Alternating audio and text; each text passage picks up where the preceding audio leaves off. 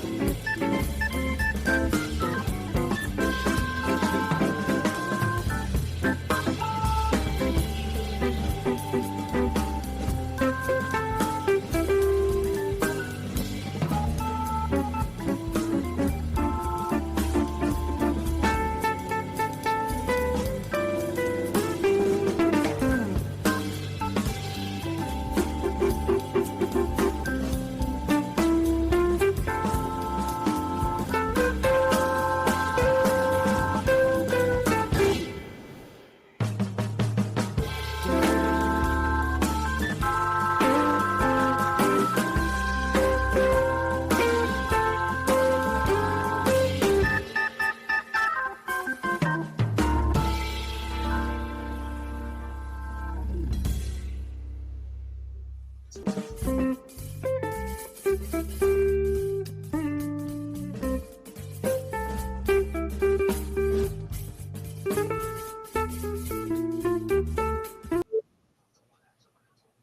in Braves country.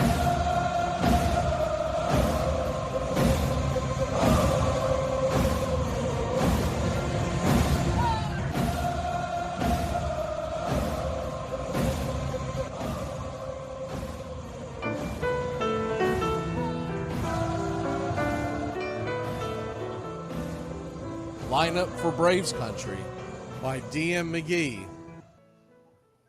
A is for Aaron, the Hammer and Hank, the real home run king. Take that to the bank. B is for Bobby.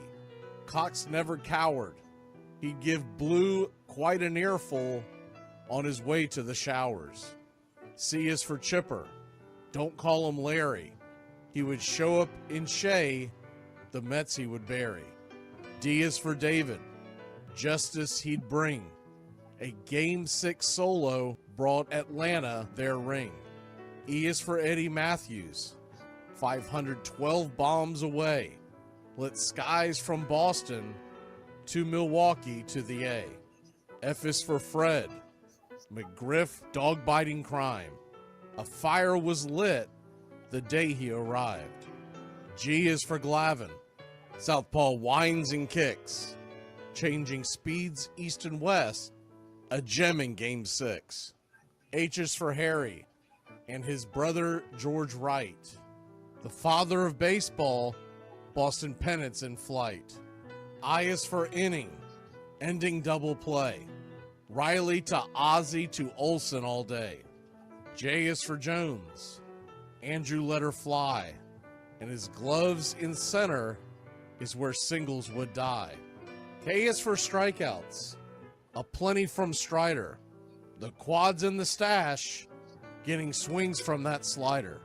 L is for Lopez, Javi to B-Mac, Travis and Smurf, we've been lucky to see that. M is for Mad Dog, he won 355, could swat flies with the changeup and still bust you inside. N is for Necro.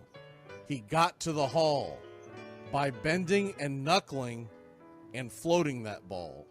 O is for Otis. Old Nixon could fly. The catch at the wall baffled our eyes. P's still for Peterson. We were all rockin' pearls.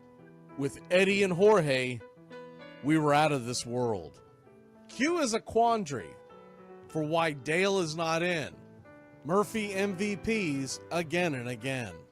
R is for ranking, the top pitcher's lore. Remember Kid Nichols, 107 WAR. S is for Smoltzy, the big three in the hall. When the game's on the line, you give John the ball. T is for Tyler, Matzik and the gift of 2021, the entire night shift. U is for Chavez, but we say Uncle Jesse. The frames, the release, kept the batters guessing. V is Van Weeren, Skip Carey 2, Don Ernie Joe, the tales from the booth. W is Warren, spawn Johnny Sane. They'd ride him in Boston and then pray for rain. X is Mazzoni. Yeah, X marked the spot. Leo rocked next to Bobby, and his pitchers stayed hot. Why it makes us feel young, the game's main appeal. Chopping through the battery, there's no better feel. Z is for Zip Boom Bam, Ramalama Ding Dong. Throughout the summer, we sing that song. From AJ to eyeglasses and a hell of a pen. Mad Max, Uncle Charlie, win after win. A cannon from short, and RC you later. Acuna Matata, there is no one greater. Though you can't fit them all when you just A to Z. Think of your favorites in the rafters we see. I started with 3, then 10, 25, 47, 31, and of course 29. Let's not forget 21. 41-35. The Great 44, or 755.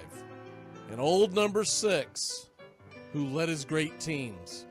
The pennants were flying. It felt like a dream. From Boston to Milwaukee to Atlanta's TBS, a family, a tradition, Braves country's the best. Lineup for Braves Country by D.M. McGee.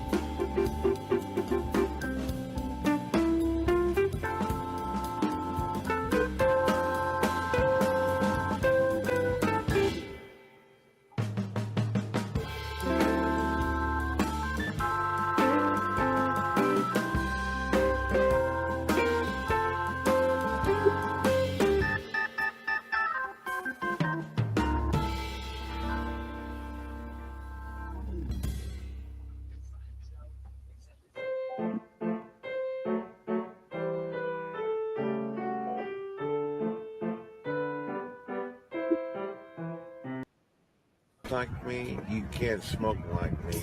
So don't try and be like me. Let's party together.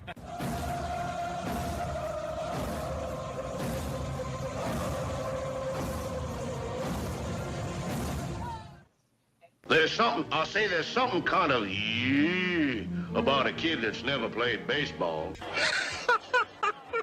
We have been hoodwinked, bamboozled, and flat out deceived. Why did you get so drunk? You got drunk. I'm just really exhausted. What's in that cup? Rum and Cokes. Do you have any idea how important this is? We're trying to save the pub bowl. Really? This is what you're doing? This is what you're doing?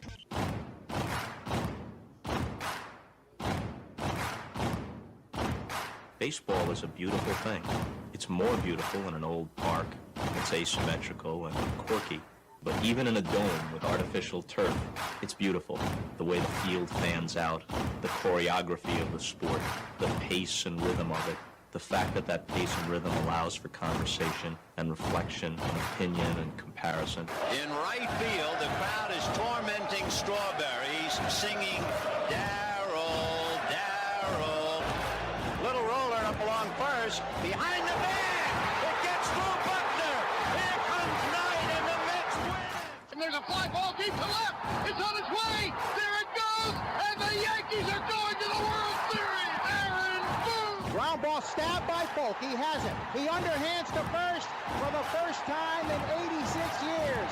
The Red Sox have won baseball world championship. Can you believe it? It's a pastime, something you do. It's entertainment, something you watch. And it's a shared experience, something you talk about and read about. But you can apply those same three criteria to other things.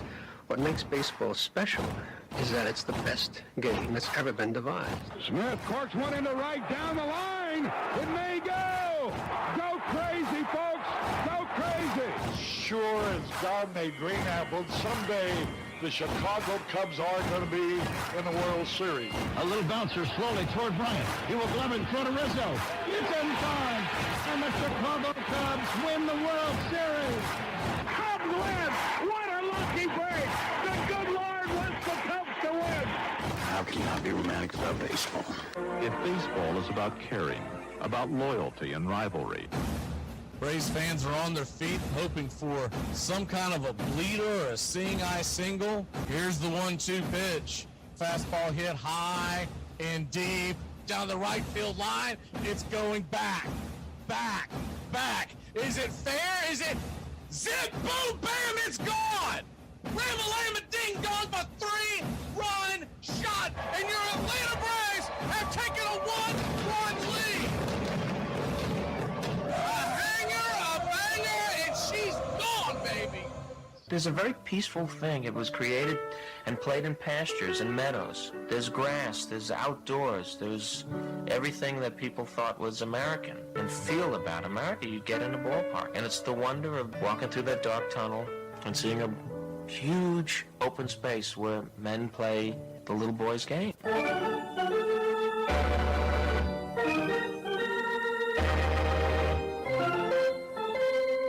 I believe in the Church of Baseball. I've tried all the major religions and most of the minor ones. I know things. For instance, there are 108 beads in a Catholic rosary and there are 108 stitches in a baseball. I prefer metaphysics to theology. You see, there's no guilt in baseball, and it's never boring. It's a long season and you gotta trust it. I've tried them all, I really have. And the only church that truly feeds the soul day in, day out is the Church of Baseball.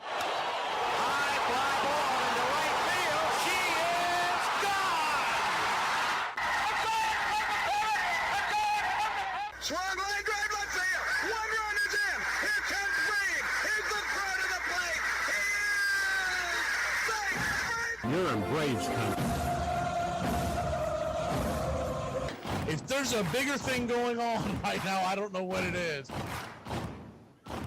We're down to 1 strike here. Gurriel, the last hope for the Houston Astros. Here's the 0-2 pitch. Swung on, bounced over to Dansby. Dansby fires it over to Fuss. And here comes the dog pile. Fire the cannons in the battery. Do the chop all throughout Braves country. Pop that top. Your Atlanta Braves have won it all. Ladies and gentlemen, welcome. We direct your attention now to home plate. Please remain standing. We call your attention to our fans here today. They will be jointly directed. And now, another fixture. Our national anthem.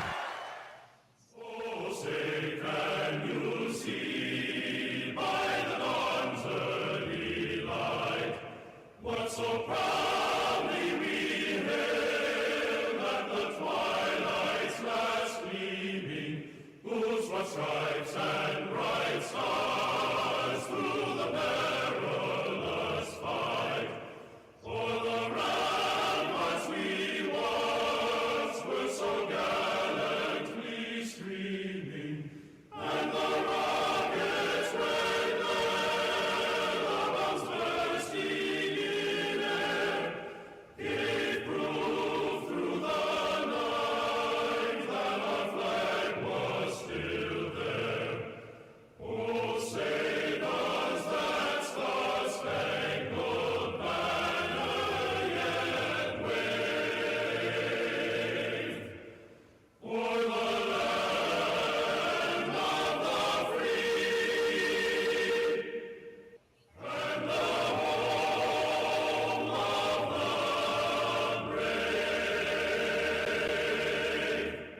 Play ball!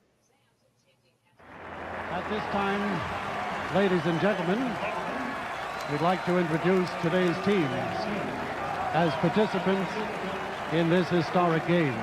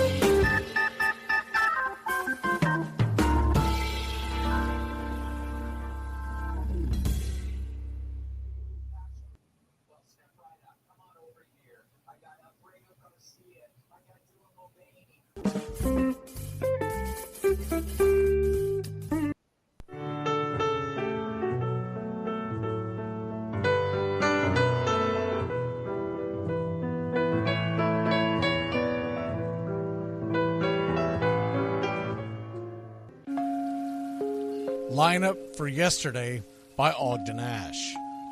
A is for Alex, the great Alexander. More goose eggs he pitched than a popular gander. B is for Bresnahan, back of the plate. The Cubs were his love and McGraw his hate. C is for Cobb, who grew spikes not corn, and made all the basemen wish they weren't born. D is for Dean, the grammatical diz. When they asked who's the tops, said correctly I is. E is for Evers, his jaw in advance, never afraid to tinker with chance. F is for Fordham, and Frankie and Fish. I wish he were back with the Giants, I wish. G is for Gehrig, the pride of the stadium, his record pure gold, his courage pure radium. H is for Hornsby, when pitching to Raj, The pitcher would pitch, then the pitcher would dodge. I is for me, not a hard-hitting man, but an outstanding all-time, incurable fan. J is for Johnson, the big train in his prime, was so fast he could throw 3 strikes at a time.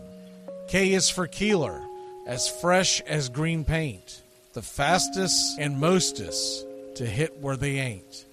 L is for LaHoy, whom Clevelanders love, Napoleon himself with glue in his glove. M is for Matty, who carried a charm in the form of an extra brain in his arm. N is for Newsom, Bobo's favorite Ken. You ask how he's here, he talked himself in. O is for Ott, of the restless right foot. When he leaned on the pellet stay put. P is for Plank, the arm of the A's. When he tangled with Matty, games lasted for days. Q is for Don Quixote, Cornelius Mack. Neither Yankees nor years can halt his attack. R is for Ruth, to tell you the truth. There's no more to be said, just R is for Ruth. S is for Speaker, swift center field tender. When the ball saw him coming, it yelled, I surrender. T is for Terry, the giant from Memphis, whose 400 average you can't overemphasize. U would be Ubel if Carl wore a Cockney, but we say Hubble in baseball like football in Rockney. V is for Vance, the Dodgers' very own Dazzy. None of his rivals could throw as fast as he. W, Wagner, the bow-legged beauty, short, close to all traffic with Honus on duty. X is the first of 2 X's in Fox, who was right behind Ruth with his powerful socks. Y is for Young, the magnificent sigh. People battled against him, but I never knew why. Z is for Zenith, the summit of fame. These men are up there.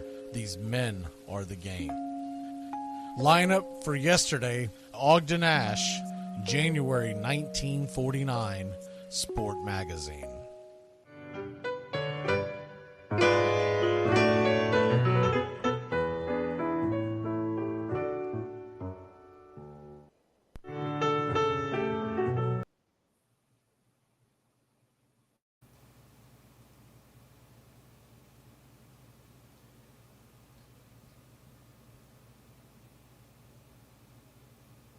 Keep playing like this, will be the laughing stock of the league. All right, boys, let's get back to basics. This is a baseball. The object of the game is to keep the baseball within the confines of the... You're in Braves country.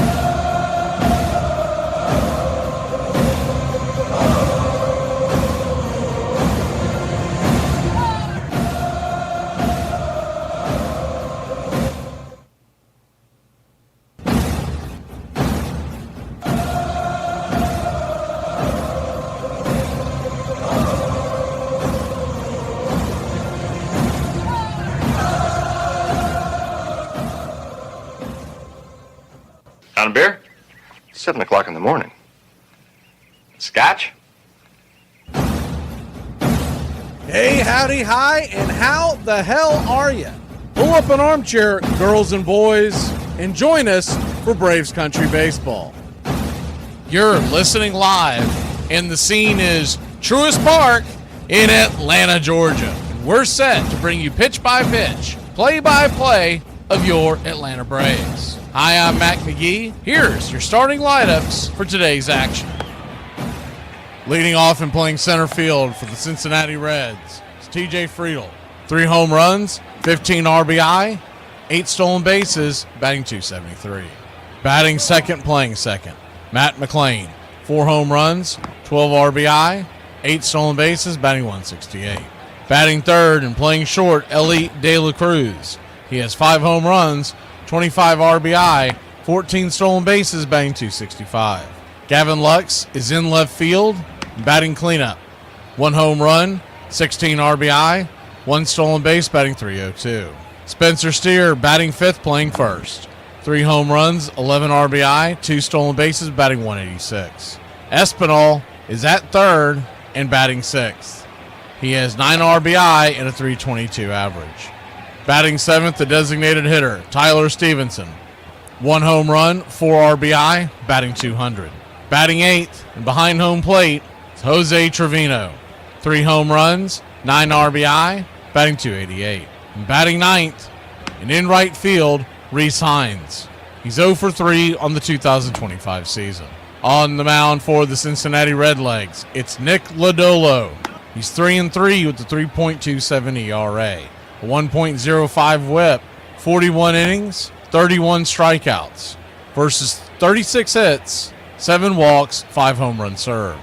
He'll be going head-to-head with Spencer Schwellenbach. Schwelly is 1-3 with a 3.92 ERA, a 1.11 whip, 41 innings, 37 strikeouts, 39 hits allowed, 7 walks, 5 home runs served. Backing up Schwellenbach in the bottom of the first inning.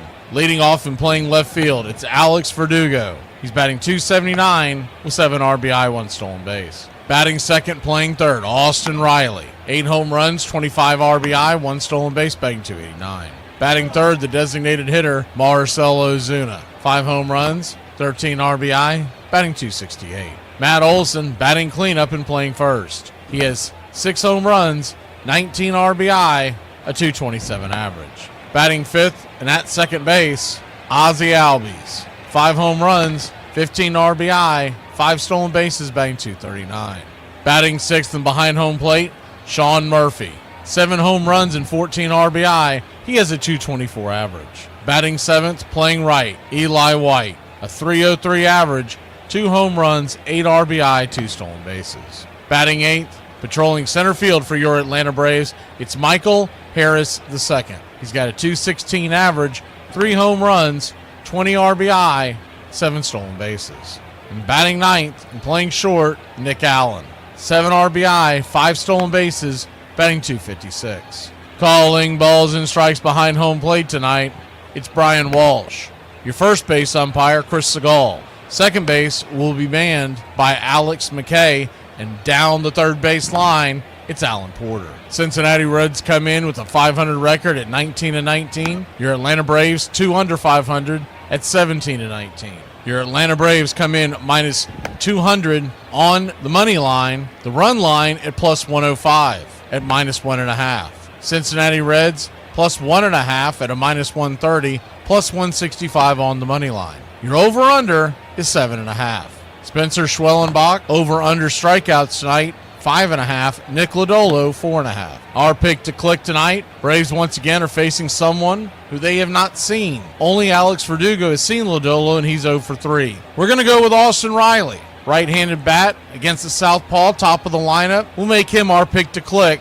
And your Atlanta Braves to put a few on the board tonight. They usually do well against left-handers. Give me your Atlanta Braves to win this one 5-1. Keys to the game tonight. Very small sample size of the Reds seeing Schwellenbach, just 1 start prior. So both teams will be feeling each other out, much like a heavyweight fight in the beginning of the game. Braves are going to have to take advantage of getting into that Cincinnati bullpen, knocking Lodolo out early. He's given up his fair share of home runs. Guys like Riley and Ozuna, Sean Murphy, and Ozzie Albies need to make the southpaw pay. And Schwellenbach has got to get back to his key form.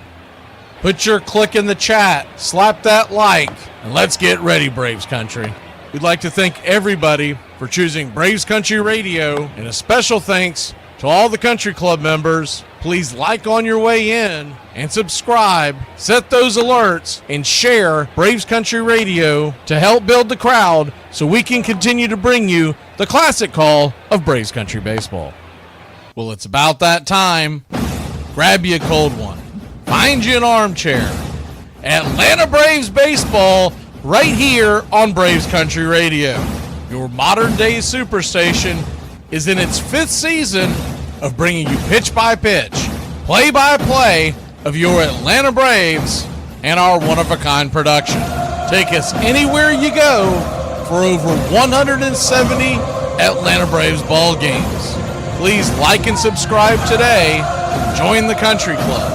Thank you to all the Country Club members. You help support Braves Country Radio. Get this bus moving. Stop. Come back. Too late. Roll call! Yeah, roll call! You're in Braves country.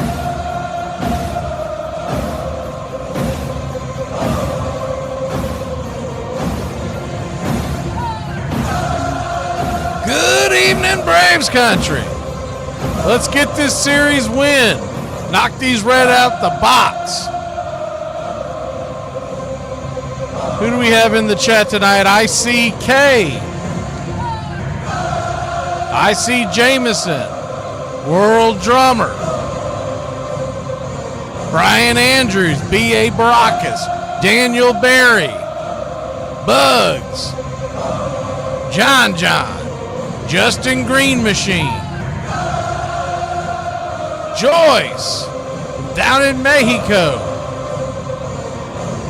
Nathaniel Brooks, good to see you. Helian, good to see you. Neil Pearson. Uncle Charlie Fritz. Who else do we have in here? Gary the Real McCoy. Jason Schrock.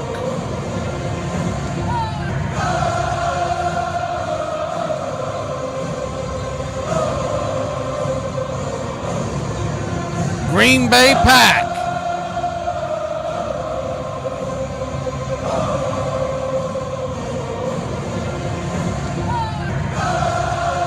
Pure Blood. Blake. Stargazer. Rusty Wolf. Jameson's in here tonight. Mark Ricky Ricardo.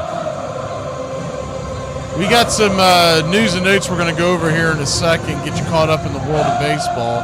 Bobby Smith, the Driftless. D. Carroll. All right, let's take that quick break. When we come back, we got a lot of notes to hit up, include the passing of a 1980s great baseball player. Hey, Braves Country, Mac McGee here for American Rebel Beer. America's patriotic light lager, all natural ingredients. Stand tall, be proud. The perfect beer to celebrate life, liberty, and your pursuit of the American dream. America's patriotic light lager, offering a crisp, clean, bold taste. Perfect beer to celebrate life, liberty, and your pursuit of the American dream. A beer with only 110 calories that tastes like a full-flavored beer and celebrates like freedom.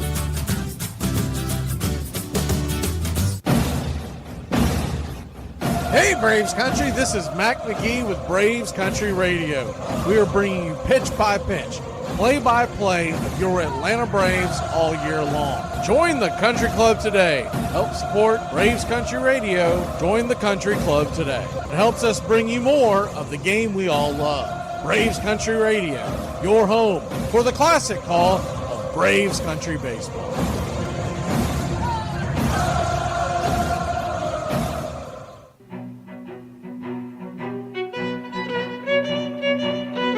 Hey, Braves Country, Mac McGee here for American Rebel Beer. From the mountains to the prairies to your pint glass with white foam, we're bringing back beer with a backbone. All that matters in our brew is taste and a touch of American excellence. American Rebel Beer, born in the USA.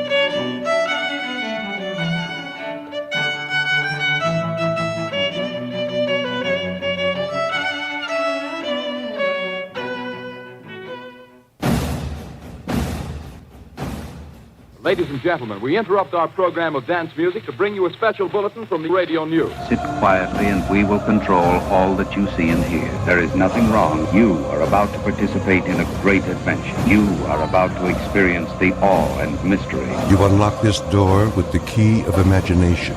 Beyond it is another dimension, a dimension of sound, a dimension of sight, a dimension of mind. You're moving into a land of both things and ideas. You've just crossed over into Adventures in Time and Space. We offer you Braves Country Radio, your home for the classic call of Braves Country Baseball. Hi, folks. Join us now for another Braves ball game. Yes, sir. This is the one we've been waiting for. This is it. This makes you feel like it's spring and baseball. No more measles and free tickets to the circus. You're in Braves country.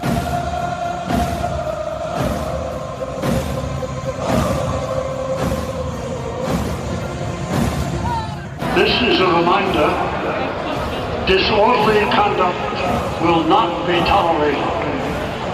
Please respect your fellow fan and refrain from any unruly behavior.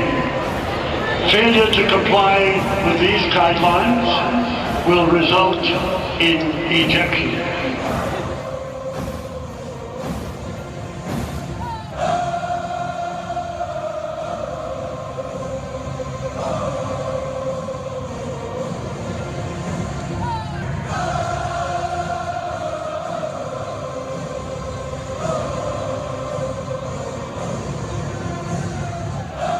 All right, Braves Country, got some news and notes to hit up with you. First of all, we want to pay respects to Chet Lemon, who passed away today. And for those of y'all who may not know who he is, played baseball in the 70s and 80s. I remember because I specifically had the baseball card you're looking at on your screen growing up as a kid. I thought he was like one of the greatest players in the world at the time when I got it when I was a kid. I had no idea. And then, of course, they went on to win the World Series. And so I just assumed it all because right around that time period is when I really started watching Major League Baseball across the board. I started watching the Braves a couple of years before 84. But so with the Tigers being the 84 champions, 83, 84, that type of area, I was just assuming that these guys were all going to the Hall of Fame. But he was a three-time All-Star. Won the World Series in 1984 and had a lifetime batting average of .273. Passed away at the age of 70, such a young man. Passed away in Apopka, Florida. He's from Jackson, Mississippi. We say a rest easy to Chet Lemon as we lose him today.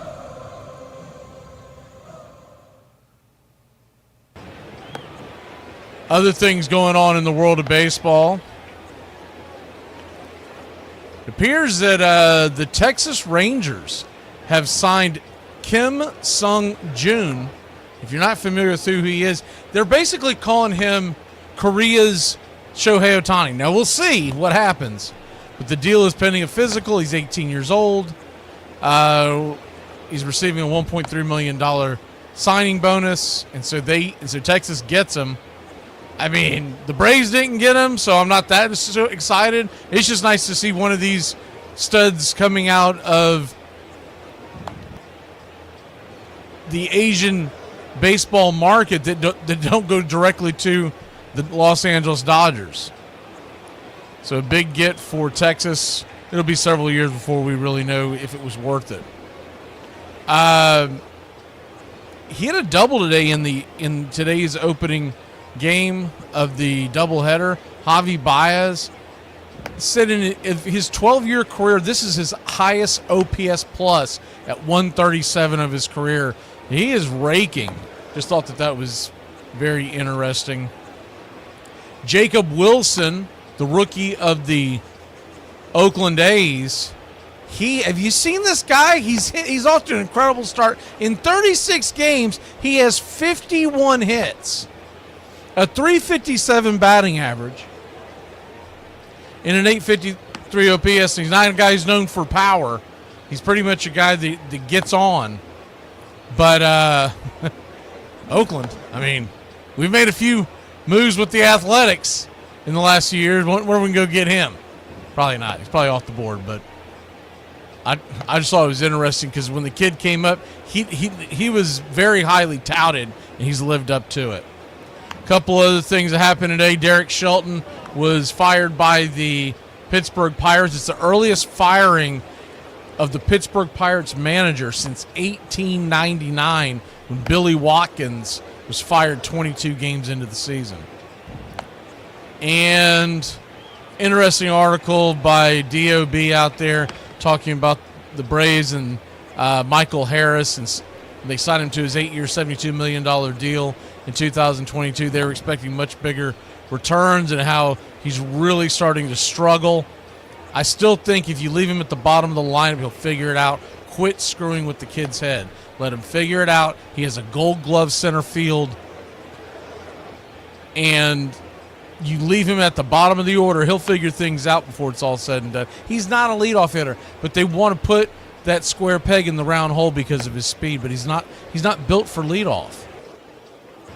And Spencer Strider is throwing a bullpen session on Saturday, and the significance of that is they're going to find out on Saturday if and when he will pitch, because the main thing they're coming out of the bullpen session, he threw yesterday, he says he feels fine. What they want to know is when he comes off the bullpen session on Saturday, will he need a rehab start?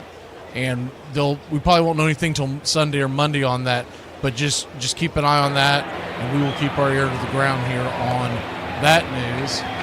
And see if we have anything else as Spencer Schwellenbach's warming up, his final warm-ups. And he did receive a PPP injection to help with any kind of swelling, by the way. And the new Pope was named today, first American Pope, American-born Pope, born in Chicago, Illinois, and went to Villanova. So how about that? So there you have that. And we are just about set for pitch-by-pitch, play-by-play of your Atlanta Braves. Braves are wearing their home whites, Braves across the chest, in red, tomahawk in red, outlined in navy. Navy striping down the pants, outlined in red. Yellow striping throughout the red tomahawk on the handle. And the numerals on the back are in red and outlined in navy. Names in navy. Blue ball cap. White A representing the city of Atlanta and the red bill. Reds are in their home grays. As we set to fix the screen here for you. As soon as it kicks in, we'll bring it back to you. And we are just about set. Yes, sir. It is baseball time in Braves country. First pitch on the way is a four-seam fastball right down the pipe for a strike. TJ Friedel, who had 2 home runs yesterday, it's 0-1. The 0-1 swing. That ball's blasted down the right field line. Is it fair? Just foul into the corner. If it was fair, it was going to be extra bases. It was hammered down into that right corner, smacked up against the wall about 5 feet right of the 325 sign. It hit the ground about a foot and then kicked to the side. So an 0-2 count from Schwellenbach. Need him to see a bounce back from him. He struggled a bit his last few starts. Comes in with a 3.92 ERA and a 1.11 whip. The 0-2. Slider in the dirt. 1-2. 1-2 count.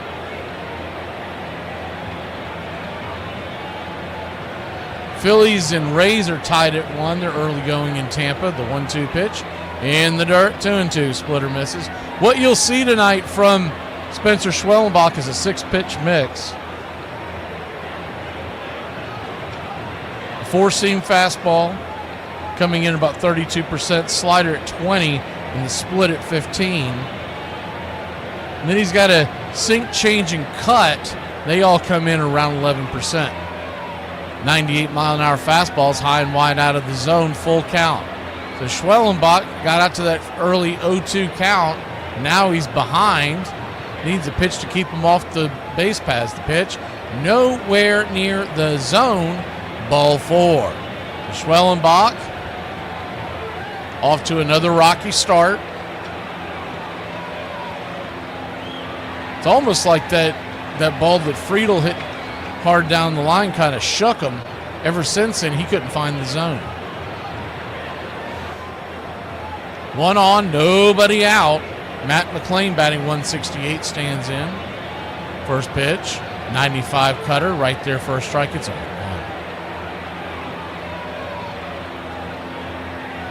The 0-1. Schwellenbach comes set. Friedel stays. Pitch. Swung on. Fouled back. Cutter. Fisted it high into the crowd. It's 0-2.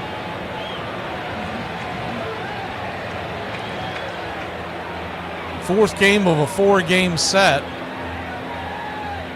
We head to Pittsburgh for 3 this weekend, starting tomorrow night. The 0-2. Tried to get him to chase that slider off the edge. 1-2.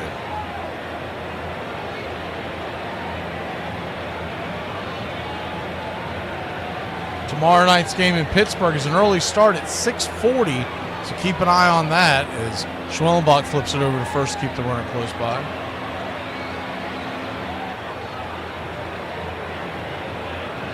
We'll come on the air at about 6 o'clock, 6:40 first pitch. Then Saturday, it's a nice little 4:05 start on a Saturday afternoon. The 1-2. Swing, rips it up the middle. Caught by Ozzie, and he's going to double up the runner. Got him. 2 away. Friedel was leaving on the crack of the bat. He got caught with his hand in the cookie jar. Ball was sizzled up the middle, but Ozzie got his glove underneath it just in time. 2 down. Ozzie with the wry grin on his face as Friedel heads back to the dugout. That'll bring Ellie De La Cruz to the plate. 11th pitch of the inning. First pitch is right there. Curveball for a strike. It's 0-1. Home plate umpire is Brian Walsh. I've only seen him a few times here in Braves country. It's the 0-1 pitch. Swing and a miss, 98. Blew it right by him. It's 0-2. De La Cruz stands in with 5 home runs, 25 RBI, 745 OPS, 265 batting average. The 0-2. 99 off the edge. 1-2.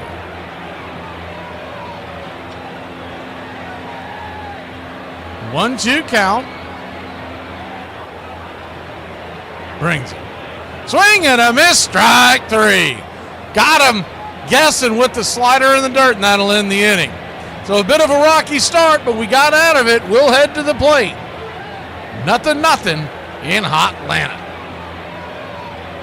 You may not be the girl of his dreams in the typical sense, but you can always be the feral swamp witch that haunts his dreams and sends him increasingly disturbing visions until he comes crawling on his knees, begging for mercy.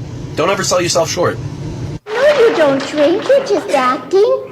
In fact, last night at the bar, he was acting so good they had to carry him to his room. I just picked up a hitchhiker, and he seemed like a nice guy, and after a couple minutes, he said, "Aren't you worried that I might be a serial killer?"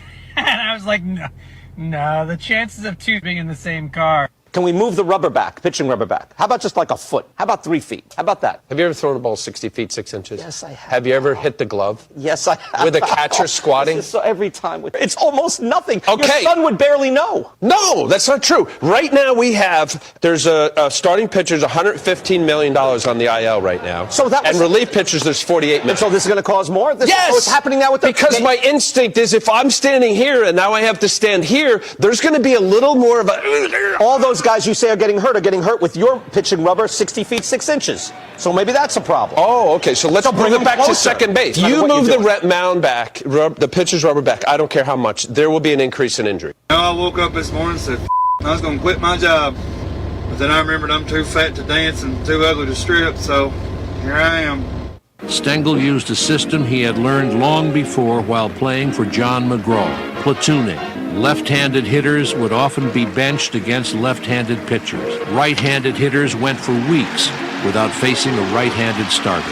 He also relied heavily on relief pitching. Braves Country Radio, your home for the classic call of Braves Country Baseball.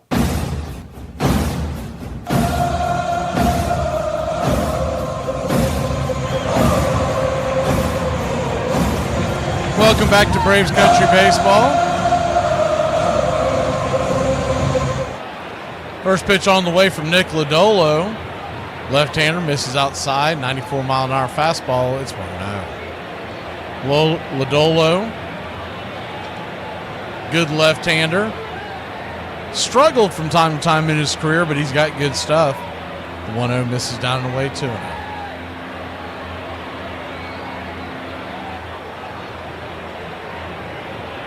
Two-0 count. Kicks and fires, 95 down the pipe. 2-1. Home plate umpire, Brian Walsh. His last game, he had a really good rating of 98% accuracy, but is the 2-0, 2-1, 94 in the dirt, 3-1. It appears this year that was a rarity. The last 3 games before that, he was in the 91, 91, and 93 range. The 3-1 pitch swing hit up the middle, but right at Ellie De La Cruz. He'll grab it and flip it to first. It's a 6-3 put out, 1 away.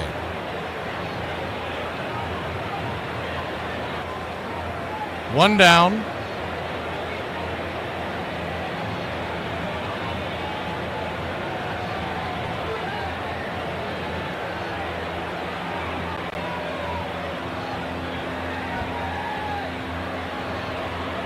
Austin Riley, the batter. He stands in with 8 home runs. First pitch, changeup. Misses well out of the zone. It's 1-0. He's got a 4-pitch mix. He's pretty even-handed with it. The 4-seamer comes in at 30%. Is the 1-0 pitch. Swing, chops the sinker foul, 95. Just a touch out of the zone. It's 1-1. Curveball comes in at 27. And then you got the changeup at 22 and the sinker at 21%. So he's pretty consistent in keeping his 1-1 pitch is high and inside, 95 miles an hour, 2-1. Pretty consistent trying to keep you off balance. Usually starting pitchers have 2, maybe 3 pitches that they really lean on. The 2-1 to Riley is a swing and a miss strike, 2-2. Riley with an 823 OPS. Braves have never seen this starting pitcher. Only Alex Verdugo, who had 3 at-bats, has seen Lodolo. So there's going to be a learning curve going through the lineup the first time. The 2-2. 95 inside. Just misses. Ball 3-3-2. It's a close pitch, but it definitely missed. It was one of those ones, if he rang him up, you wouldn't be shocked because it was pretty close to the plate in a good frame. The payoff pitch, swing, that ball's ripped down the left field line. That's going to be for extra bases.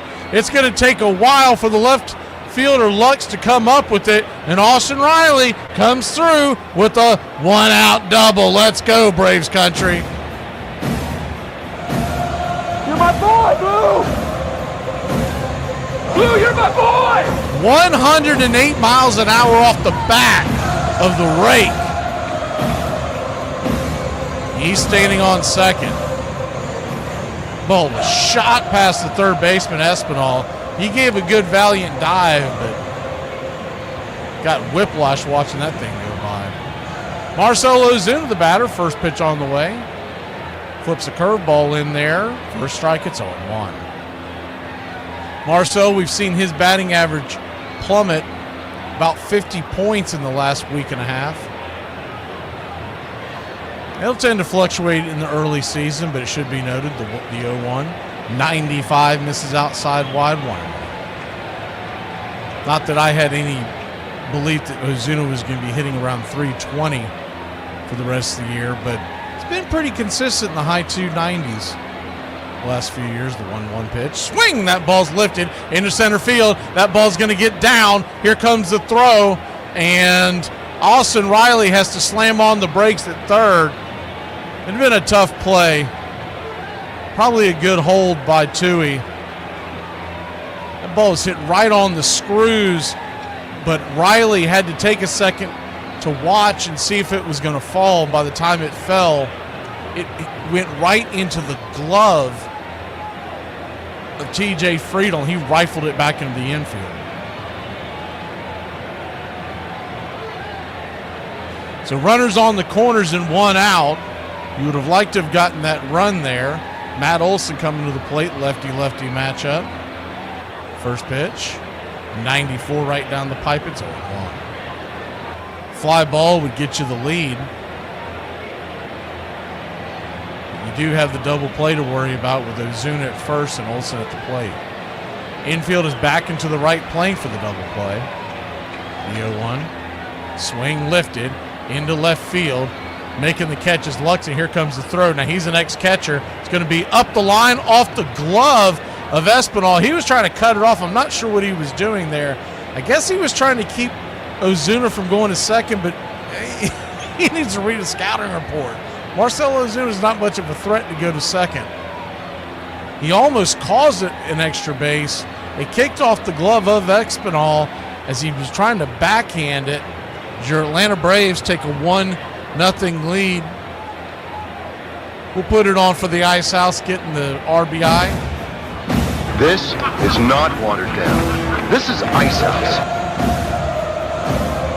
Ice House. Smooth as it gets.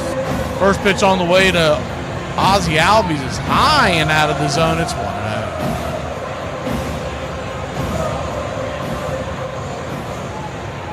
1-0. Braves 1, Reds nothing. The pitch, swing, lifts it into center field.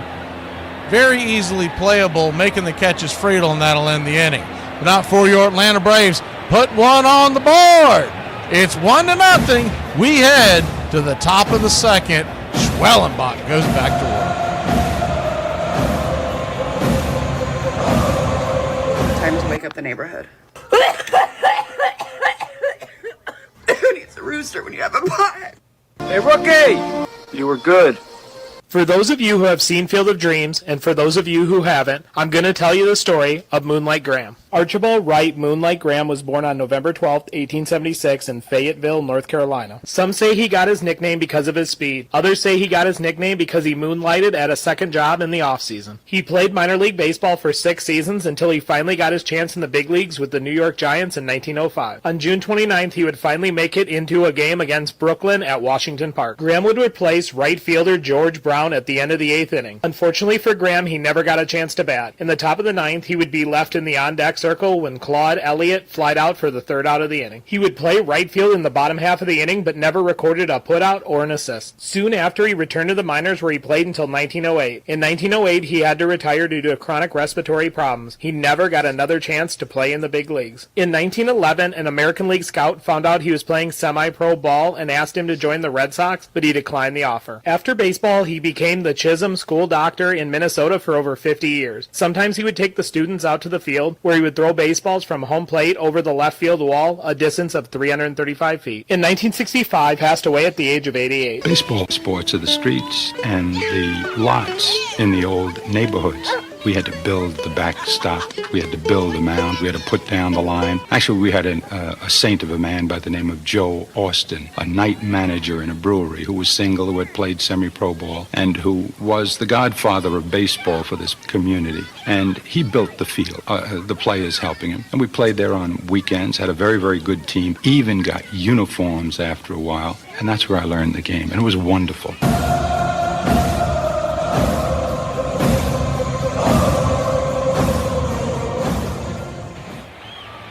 Welcome back. First pitch right there from Schwellenbach is for a strike to Gavin Lutz at the knees. It's 0-1. The 0-1. Swing and a miss. Curveball down and in. It's 0-2. Braves 1, Reds nothing. Good to get that early lead up there for Schwellenbach. Lutz batting .302 on the year. A home run, 16 RBI. The 0-2. Schwelly delivers. Curveball right up the middle. Comebacker. He's got it. He'll flip it to Olson. 1-3 put out. 1 down.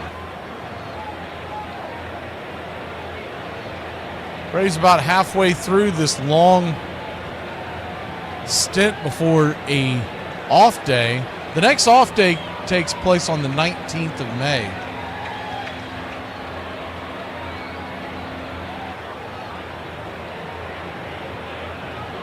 First pitch on the way is right down the pipe for a strike.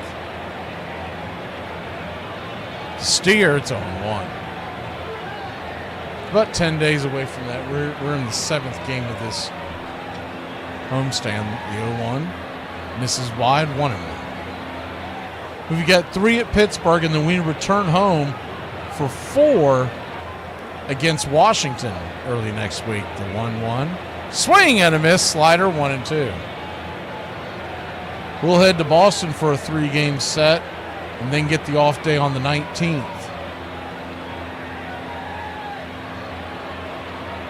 The 1-2. Schwellenbach delivers. Fastball misses high, 2-2. I don't remember the last time the Braves have had a Memorial Day off, but they've got it off this year. The 2-2. Swing, fist it foul and out of play. We'll do it again. This is the part of the schedule that when you were looking down the barrel of those first, what was it, 10 of the first 13 games that were just brutal, playing the Padres, the Dodgers, and the Phillies. The 2-2. Caught looking strike 3. He got caught watching the paint dry. 4-seam fastball. Smoke him if you got him. He got him, 2 away. When we were staring down the barrel of that, of course, one of them was rained out, but it was supposed to be 10 of the first 13 against Phillies, Dodgers, and Padres. This part of the schedule where you're facing the Reds, the Pirates, as the first pitch on the way to Espinal is banged on the ground to Allen. He'll fire it over to second. That'll end the inning. 1, 2, 3. We'll be back in a flash. Finish that thought when we return here in Braves country. One thing about me, I'm going to say whatever the I want until someone beats my ass. Then, I'm going to still say whatever the I want with a black eye, a couple missing teeth, maybe some broken bones. If it's any consolation, I'm not really sure how good those tickets are. I was hoping to get something on the first few yard lines, but I can only get ones way back on the 50th. Can we get another NCAA game? Like, I'm so frustrated that playing Madden is so challenging. I told my brother, I wish I would have played Madden more growing up and won Super Bowls on Madden and visualized that, because I spent so much time winning Heismans and winning championships on NCAA. Yeah. You know what I'm saying? Like, I didn't play enough Madden. Yeah. You know what I'm saying? Like, so now I'm going back and I'm having to take my rating down from all Madden to all pro, and then I'm losing to all pro. Like, I'm not going to rookie. You know what I'm saying? I gotta go to, whatever the next one is. Like, I'm getting these wins, but this doesn't feel real. Yeah, you know what I'm saying? Yeah. And then I play my brother, and he's 21 stomping me. I don't want my child to miss knowing him. Who else is going to teach him how to catch a football ball? Fellas, do y'all's ladies text y'all all day while you're at work telling you how much they miss you, but as soon as you get home, they're cussing you out about random stuff that's going on around the house? Or is it just me? Because we've been playing it fundamentally the same way for so long, the way that we can find the benchmarks that cross generations and cross decades is to be able to use these statistics as if they were labels. They aren't numbers. 300 hitter is not a number. But 300 hitter is a tag that means something today, as it did in 1930, as it did in 1890. So the statistics become a means by which we can connect to the permanence. I can make that comparison with my father, who could have made it with his father, on that common language of statistics.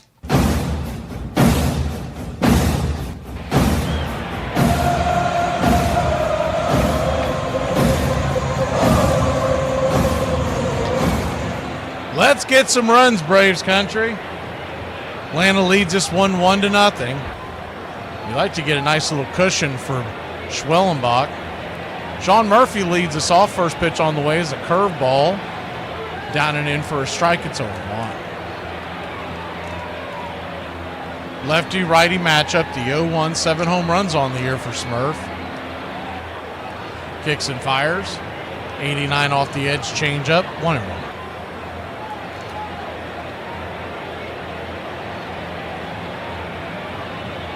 So a 1-1 count. True to form, Lodola, we were talking about this earlier, is the 1-1 4-seam fastball inside. Called for a strike low. His first 20 pitches. The 4 pitches that he has, he threw them each 5 apiece. The 1-2 in the dirt. Curveball misses 2-2. Almost got him in the back foot.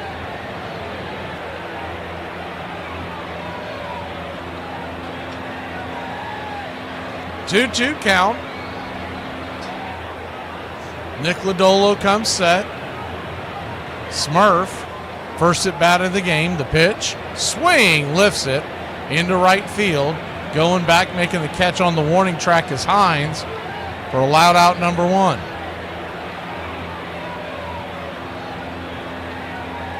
A lot of day games here in Major League Baseball. We'll get into that here in a second, get you caught up on the scoreboard. Only a few night games tonight.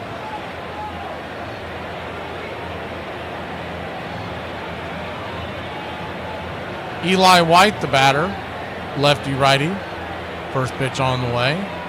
4-seam fastball, 94 miles an hour up top. It's 0-1. Nick Lodolo, 6'6", 216-pounder out of Laverne, California. The 0-1 pitch, 95 misses inside, a little more oomph on that one. It's 1-1. Played his college ball with the TCU Horned Frogs and was drafted in the first round as the 1-1 curveball misses well out of the zone, 2-1. He was drafted in the first round, number 7 pick overall by the Cincinnati Redlegs in 2019. The 2-1 pitch, swing and a miss, chase that curveball around his shoelaces. 2-2.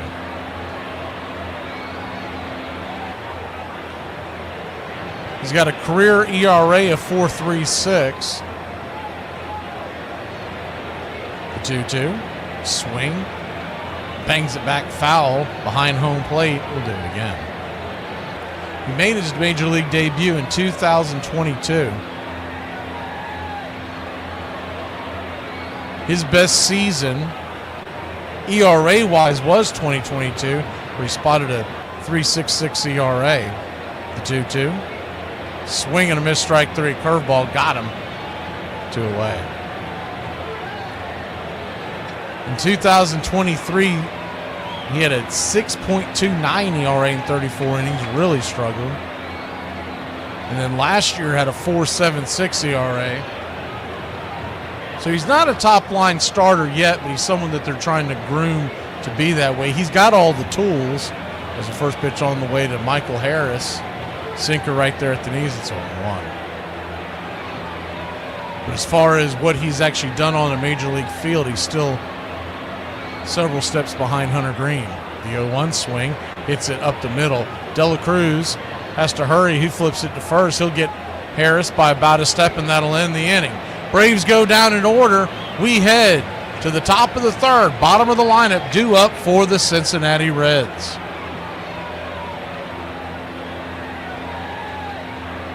If Aunt Baby were alive today, how old would she be? She'd never make it. Pitch to Ozuna. Swung on and blasted.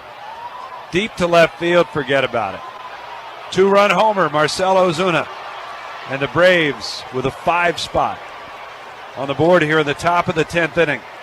Ozuna with his 14th home run of the season. What was that? They're going to stop in the middle of the third baseline and do a hand. Ozuna just now steps on a home joke. plate. Ron Washington, that's just not professional. Stop in the middle of the third baseline so they can do a little hand dance. Got him! Got him!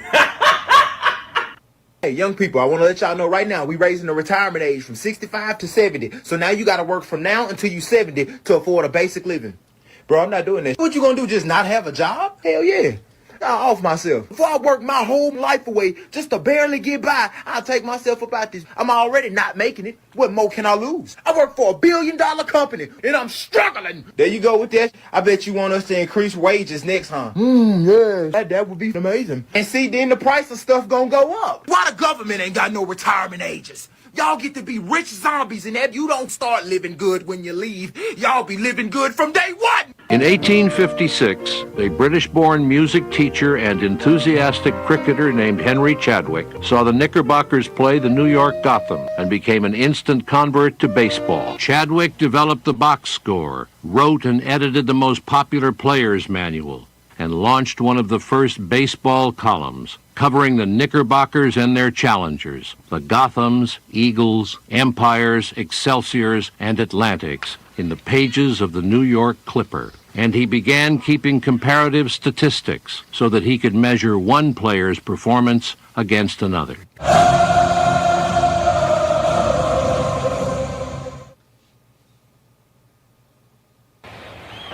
Welcome back.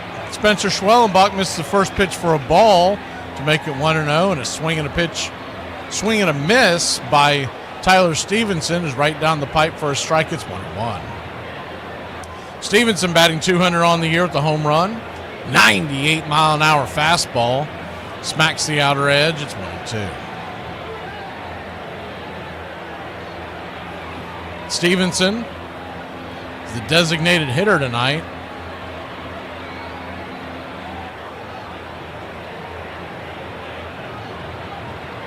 The 1-2. Splitter misses, 2-2. Trevino is back behind the plate once again for the Reds. He's standing on deck. Braves left to right or across the infield has not changed. The 2-2 pitch. Swing, chops it towards Riley, but it'll go foul. Do it again. Around the horn, it's Riley to Allen to Ozzie to Olson. Murphy is behind home plate as he takes over the duties for Drake Baldwin, who was back there last night. Outfield is the same as the 2-2. 98 misses high. Cutter, 3-2. Verdugo in left. Harris in center. Eli in right. Schwellenbach on the mound. His 31st pitch of the night. Digs in. Swing, 98-mile-an-hour cutter. Hammers it out of play. Full count.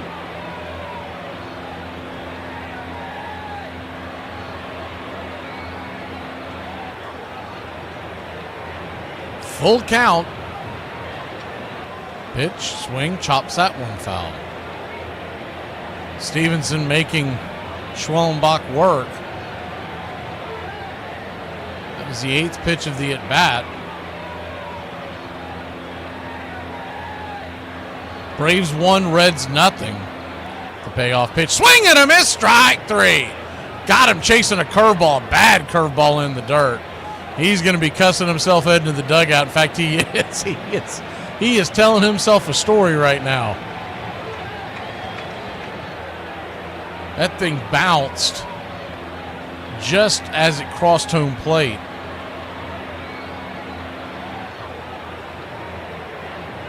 Schwellenbach's 3rd strikeout of the night. First pitch on the way. Swing, rips it over to Allen. He's got it. He'll fire it across the infield. It's going to be a 6-3 put out and a quick out number 2. You'd like to see that after a long at bat. So Trevino is down on a 6-3, and that'll bring Reese Hines. Got to worry about the home run swing of Hines. He goes for the downs pretty much every time he's up.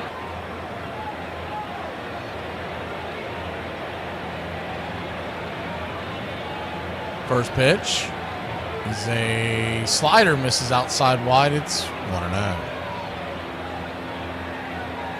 Hines has not recorded a hit so far this year, but he just came back up yesterday. Is the 1-0 in the dirt. 2-0.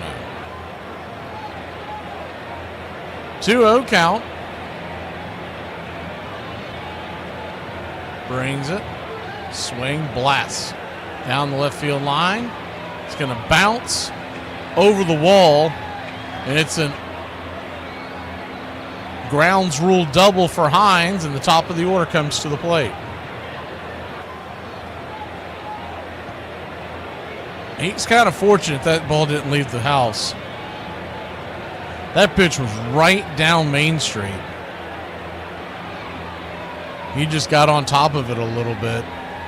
You couldn't put that on a tee better for Hines. Friedel will be the batter. He walked his last time up. Schwellenbach got out to an 0-2 count on Friedel, and then after that ball was sizzled down the line, he walked him on 4 straight pitches. He was doubled up on a line drive to second to Ozzie. First pitch to TJ. Another curveball misses down and in. It's 1-0. Rays and Phillies 1-1. Mets are off today.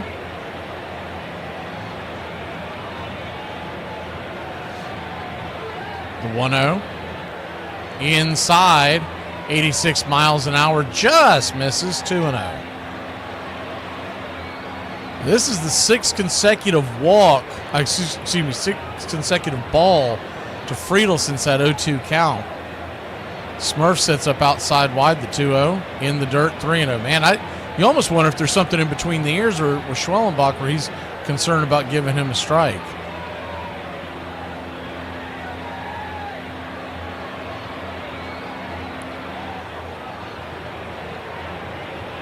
So a 3-0 count. Schwellenbach has to decide if he wants to just lay one in there or send him packing down to first. The 3-0. Fastball. P at the knees. 3-1.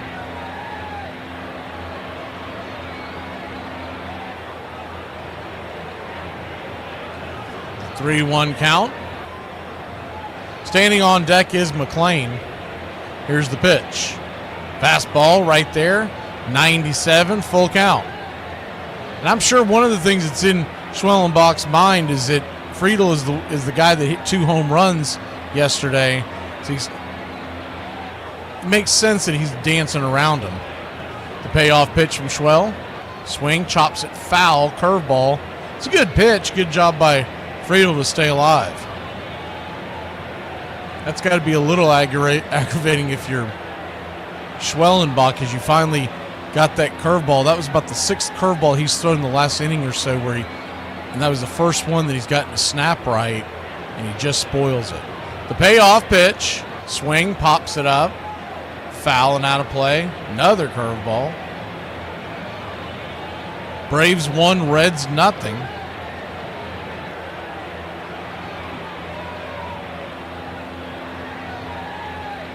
Righty lefty. Friedel digs in. 3-2. Swing, fouls it back, 98 miles an hour. Schwellenbach, by the way, is at 45 pitches. He's okay on that front, but he's had 2 long at-bats in this inning. Infield back and to the right, the payoff pitch. Swing and a miss, strike 3. Got him with the slider, pulled the string on that one, and escaped the danger.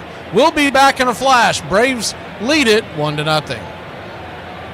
Introducing the only Triple Crown winner you've never heard of, Tip O'Neill. James Edward Tip O'Neill played Major League Baseball for 10 seasons as a left fielder and a pitcher for 4 Major League clubs. For one magical season in 1887, he put up numbers that will never be seen again. That season, he led the league in doubles, triples, and home runs, which no other player in the history of baseball has ever duplicated. His .435 batting average that season still ranks second on the all-time single-season batting average list. Originally, his batting average was .492 because bases on balls were counted as hits that season, but this was later adjusted in 1969. His 167 runs that season ranked 4th on the all-time single-season runs list. He not only led the league in batting average, home runs, and RBIs, he also led the league in on-base percentage, slugging percentage, runs, hits, doubles, and triples. Altogether, he led the league in 11 different categories that season. The only major category he didn't lead the league in that season was stolen bases, which the league leader had 138, and O'Neill only had 30 stolen bases that season. 2 out of every 5 hits by O'Neill that season were doubles, triples, or home runs. Between August 24th and September 5th, he set a record of 12 consecutive games with 1 or more extra base hits. During that streak, he hit .596. He also hit for the cycle twice that season, which doesn't seem that remarkable unless you consider he did it in the span of 5 games. What's even more impressive is that he put up all of those numbers in only 124 games that season. Armchair. In 1866, at Vassar College, a group of freshmen, with the support of a female physician who thought exercise for women essential to good health, formed the Laurel and Abenakis Baseball Club. Other colleges soon followed suit. They did not play for long. One day, a student, while running between bases, fell with an injured leg. We attended her to the infirmary with the foreboding that this accident would end our play of baseball. The teams were soon forced to disband. The game was considered far too violent for young ladies to play. Welcome back to Braves Country Baseball. First pitch on the way, a sinker. Misses to Nick Allen. It's 1-0. Lefty-righty matchup to lead us off. The 1-0. Swing. Hammer down the right field line, out of play, 1-1. Man, if you stood Nick Allen and Lodolo next to each other, it looked like Mutt and Jeff. These two guys, you saw them out somewhere, you would not think that they had the same profession. 1-1 count. Inside. Did he go around and look like he did? He did. 1-2. First time through the lineup. The lineup's about to flip over. So all these Braves players who have never seen Lodolo before will get that second look at him. The 1-2 to Allen. Swing. Lifts it. Lazy fly ball to center field. Should be an easy play. It is. Friedel with it. One away.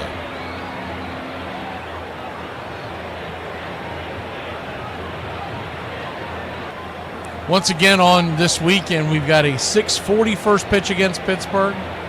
Pittsburgh at 4:05. And then Mother's Day, Sunday, it's 1:35. Verdugo, the batter, first pitch. 94, misses the edge. 1-0.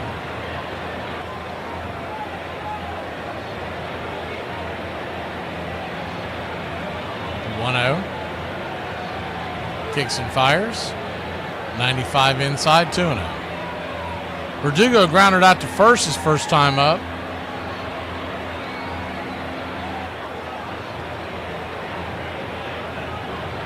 Batting .275 on the season. The 2-0 to Verdugo. Inside, ball 3, 3-0. 3-0 count. Lodolo. 38 pitches in. He's still okay on that front. The 3-0. 95 just grabbed the inner edge, 3-1. Alex was taken all the way on that one.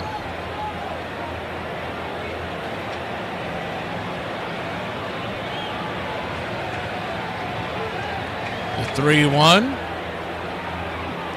95 taken all the way, full count.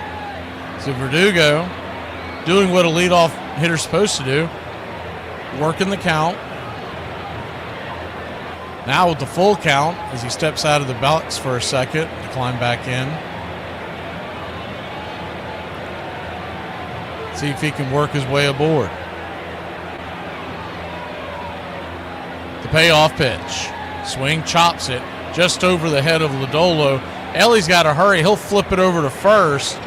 Verdugo busting it down the line, but it's a 6-3 put out, 2 down.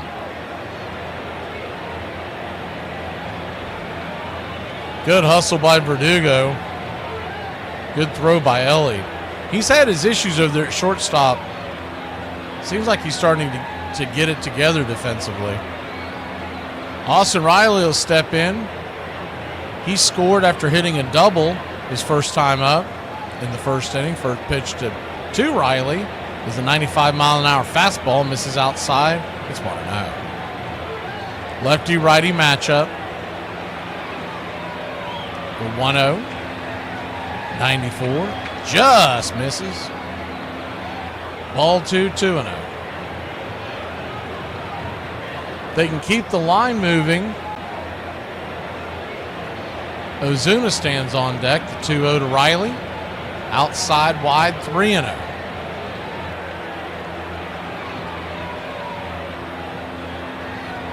.3-0 count. That double raised Riley's batting average to .293. Lodolo comes set, and he will bring it. 95 smacks the outer edge. 3-1.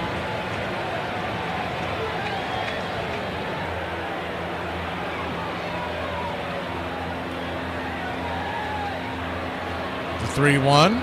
Swing and a miss. Curveball way out in front of that one. Riley was looking for the downs. 3-2. So another payoff pitch. Go back to the hard stuff or stick with the bender. The payoff to Riley. Swing! Lifts the curveball down the line, but plenty foul. Out of play over the first base side. Tampa Bay has taken a 2-1 lead.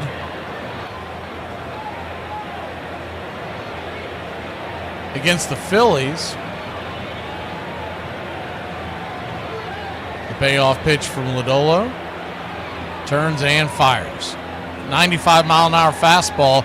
They're going to say he went around. I don't know about that one. First base umpire Chris Segal rang him up. That'll end the inning. Braves go down in order. Take another look as we leave. It's a 50-51. We'll be back in a flash here on Braves Country. All right, kids, I hate to say it, but I think it's time we have to form an alliance with the millennials. Yeah, no, that's gonna be a no from me there, Big Pimpin', but appreciate the offer. We'd be terrible teammates. Words hurt you guys too much. You have the alcohol tolerance of a child. You drink like nobody's ever hurt you in life, but I digress. First of all, congratulations on making it to the hating the younger generation part of your life. I'm proud of you. You guys are running around on all fours saying, like, my name's Mittens, I'm a cat, and you have to respect it. You have 9,000 pronouns that all say the same thing. Clearly the dosage is still off. You mind if we ask you a quick question? Sure, go ahead. What you got? We're doing a survey and we're asking people, what would you do if somebody broke into your house with the intentions to rob and harm your family? Oh, I'd call 811. 811? You mean 911? No, 811, because I'm going to need to know where to dig a hole. Hey, Braves Country, I'm Mac McGee. Join us for Pitch by Pitch, Play by Play, the classic call of Braves Country baseball. We're bringing you Atlanta Braves baseball all year long. Jump into our pregame show, Braves Country Today, just before first pitch. Stick around for the postgame show, Braves Country Tonight, where we will open up the phone lines and react to your calls or your comments all year long. That's Braves Country Radio, pitch by pitch, play by play, your home for the classic call of Braves Country baseball. It is the American game. That's just what it is. And actually, it makes you me. I'm 81. But I can feel like I'm 15 when I'm talking baseball. I'm watching baseball. This is it. It does this. It can do this to any man. It brings you back. First pitch on the way to McLean, misses for a ball. It's 1-0. Righty-righty matchup, the 1-0 from Schwellenbach. Swing and a miss, 96 mile an hour. It's 1-1. McLean lined into a double play his first time up. Top of the fourth, Braves lead it by a run. The 1-1 smacks the black on the outer edge. 97, good pitch by Schwelly. It's 1-2.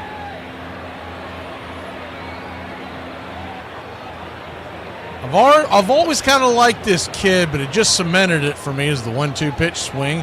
Lifts it high into right field, making the running catch for Eli White towards the wall, just right there on the warning track for a long out number one.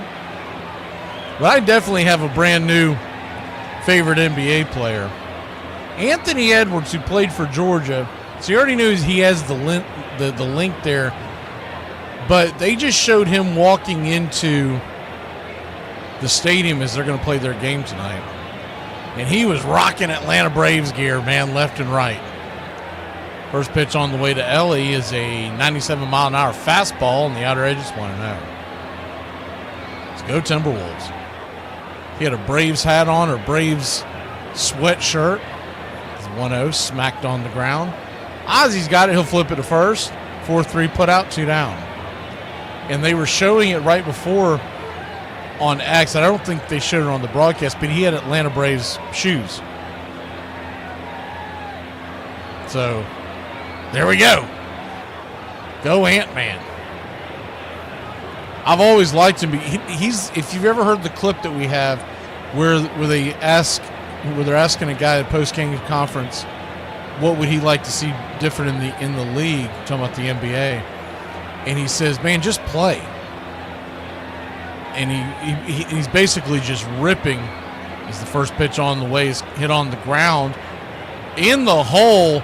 Olsen misses it, but Ozzy's there. He'll fire it to Schwellenbach, and that'll end the inning. Wow, what a defensive play by Ozzy. And all those writers that tear him apart, they can kiss it. Who's at the door? UPS guy. Why was he here? I haven't ordered anything in a while. I know. That's why. He was concerned. Just wanted to make sure we were all right.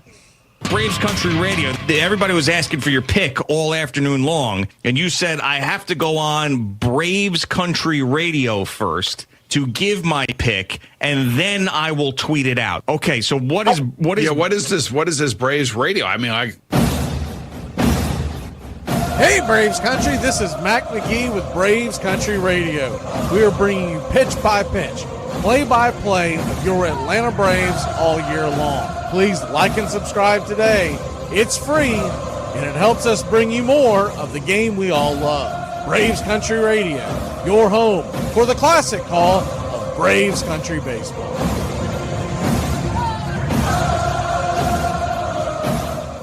Your life is so dumb.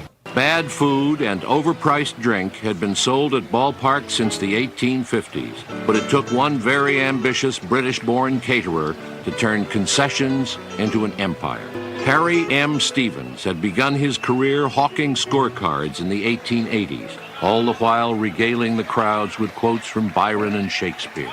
By 1901, he was peddling hard-boiled eggs, ham sandwiches, ice cream and slices of pie in stadiums from New York to Ohio.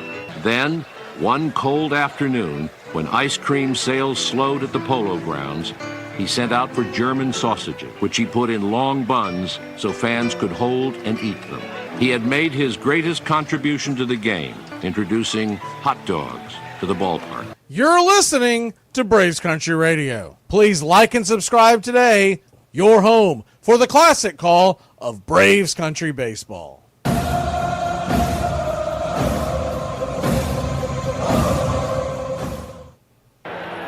Welcome back. It'll be Marcell Ozuna leading us off here, lefty-righty matchup. Marcel's 1-for-1 with a single. First pitch on the way is a 95-mile-an-hour fastball right there at the knees from Lodolo. It's 0-1. Lodolo starting off the inning with 48 pitches. Here's number 50, the 0-1 swing, chops it out of his glove. Curveball, it's 0-2.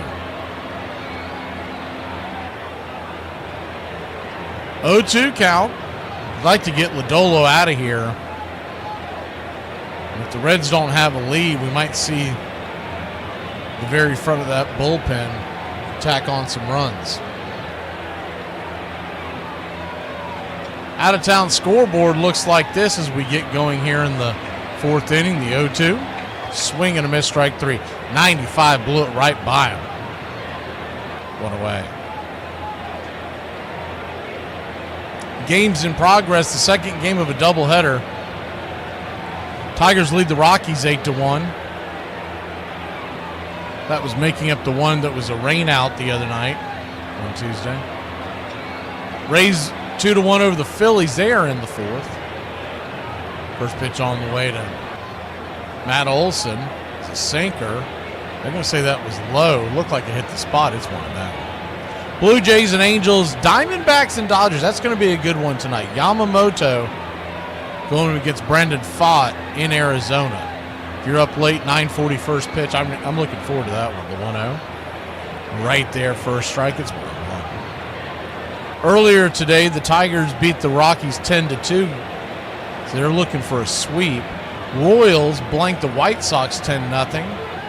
These games are final. The 1-1 sinker. Rifled foul down the third base line. 1-2.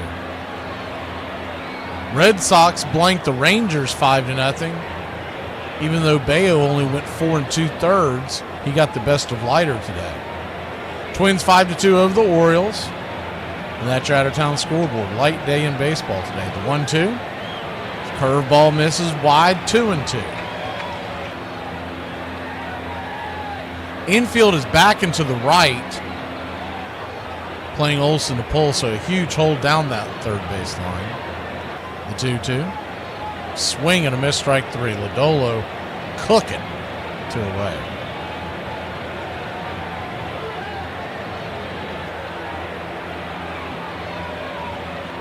Lodolo with 4 strikeouts now. Came into tonight with a low strikeout rate. I really didn't understand it because he's got good stuff. He had only 31 strikeouts in 41 innings, and tonight he's got 4 strikeouts already, and he's not through 4. Curveball misses outside to Ozzie Albies. It's 1-0. Lefty-righty matchup. Ozzie flew out his first time up. The 1-0. Right there, first strike. It's 1-1. Ozzie 5 home runs, 15 RBI. The 1-1 outside wide 2-1. He's got a .666 OPS on the day that the new Pope comes in. We got to get that changed one way or the other, up or down. Something. Get it changed, Ozzie. The 2-1 pitch. Swing! That ball's laced down the line. Foul, 2-2.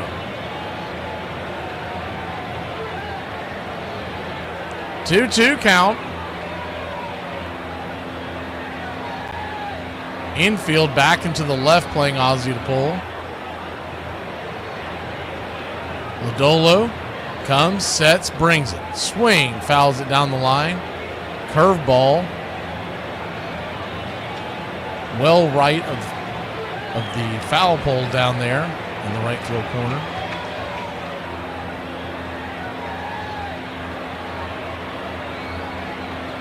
The 2-2 to Ozzie. Swing and a miss, strike 3. He strikes out the side and made it look easy. 5 total. We'll be back in a flash. He struck out the last 4 dudes he's seen. Look, dude, when we go in here, can you please just be normal? I am normal, dude. I'm normal. My actions are normal. Dude, I'm normal, man. Hold up, dude. Seriously, I gotta grab some t-shirts out of my car. They were on sale at Walmart for $1. You know what I'm saying? I'm just trying to sell them to some folks. No, you're not gonna sell t-shirts. T-shirts like the most normal shirt that there is. That doesn't make any sense. And I got them for $1, dude. I'm about to flip a hustle, dude. Hustling ain't normal no more. Hustling is not normal at Nana's funeral. Nana would never say that. If only the world was less like this. I could use a smoke. Hey, put that out! And more like this. I could use a smoke. You murderer! I might have children one day! If you're around a smoker, smokers may look relaxed and like they're having fun. Don't believe it. Vote yes on Proposition 421. Let's outlaw smoking everywhere, even in people's homes. Let's live in a world without smokers. Prohibition works. Let's prove it. Armchair. Why is everybody mad when I ask their zodiac sign on the first date? They are like, oh, you're one of those? One of what? I simply asked your zodiac sign. Why is it such a big deal to tell me what it is? They act like I came from a psychic ward or something.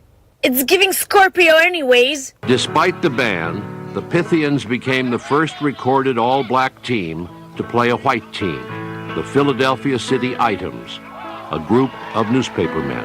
The Pythians won 27-17. Their captain, Octavius Cato, was later killed in a Philadelphia race riot.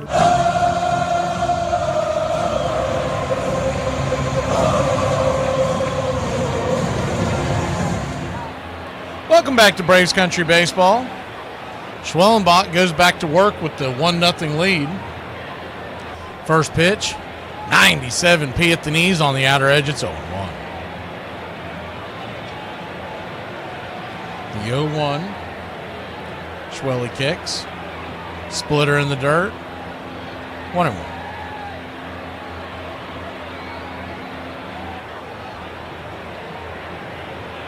One count. Swing and a miss. Slider over edge. 1-2. Just chased one off the plate. 2 oldest teams in professional baseball. Cincinnati began in 1869 as the 1-2. Swing, chops it foul down the line. Out of play. Just got a piece of that.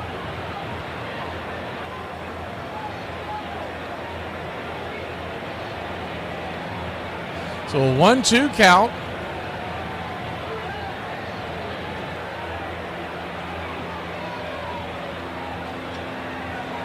Comes set, swing, hammers that down the left field line.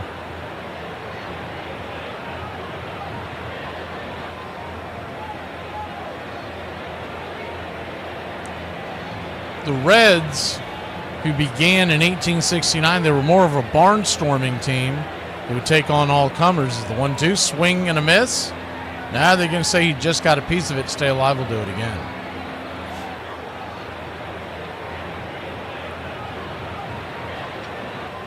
And they were in the American Association from 1881 to 1889 and lost fan support after as the 1-2 outside wide 2-2.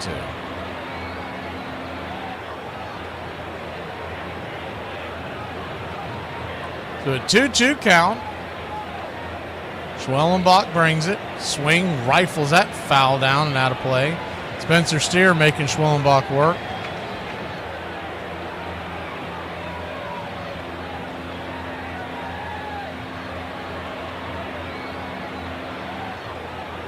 The 2-2.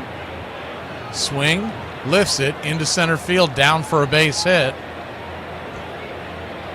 And it's a leadoff single for the Reds. Started in 1869, and then they disbanded after a loss of 131 wins in a row. They lost to the New York Knickerbockers, and the fans quit coming out to the games. Then they reappeared as the first pitch on the way, swung on, hammered off of Riley's glove. That's going to dribble into the outfield, and that's going to be a problem. You got runners on the corners now with nobody out. The ball was smoked over to Riley. It goes off his glove into the outfield and essentially worked like a long single. Riley did everything right, got in front of it. It just ate him up. Hard hit ball.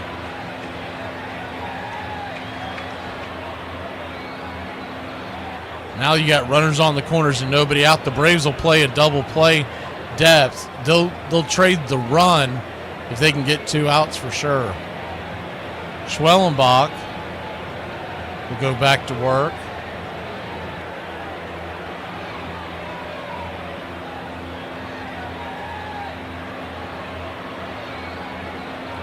When the Reds reappeared in 1881,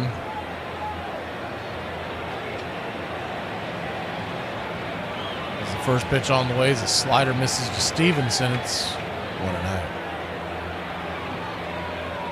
They played in the American Association from 1881 to 1889 and then moved to the National League in 1890.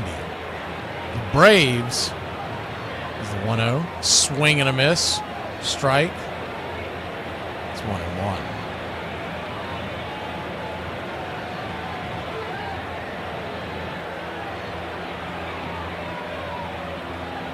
One count.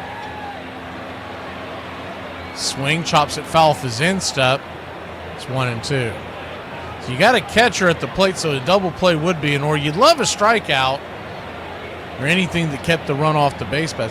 The Braves, to complete that thought, the Braves started in 1876. At that time, they were called the Boston Red Stockings, and that began the National League. The 1-2 from Schwell. 96 just misses. 2-2.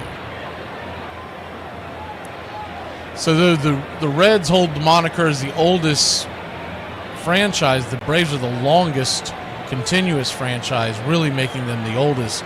They began in 1876 and have never stopped. The 2-2. God, looking strike 3. Dropped a splitter right there on the knees. Froze him. Buckley. 1 away. That's a huge strikeout. Now a double play can get you out of this. Nice splitter, just dropped it in there. Perfect pitch. Stevenson, he wanted to argue it, but he knew that he just got caught looking.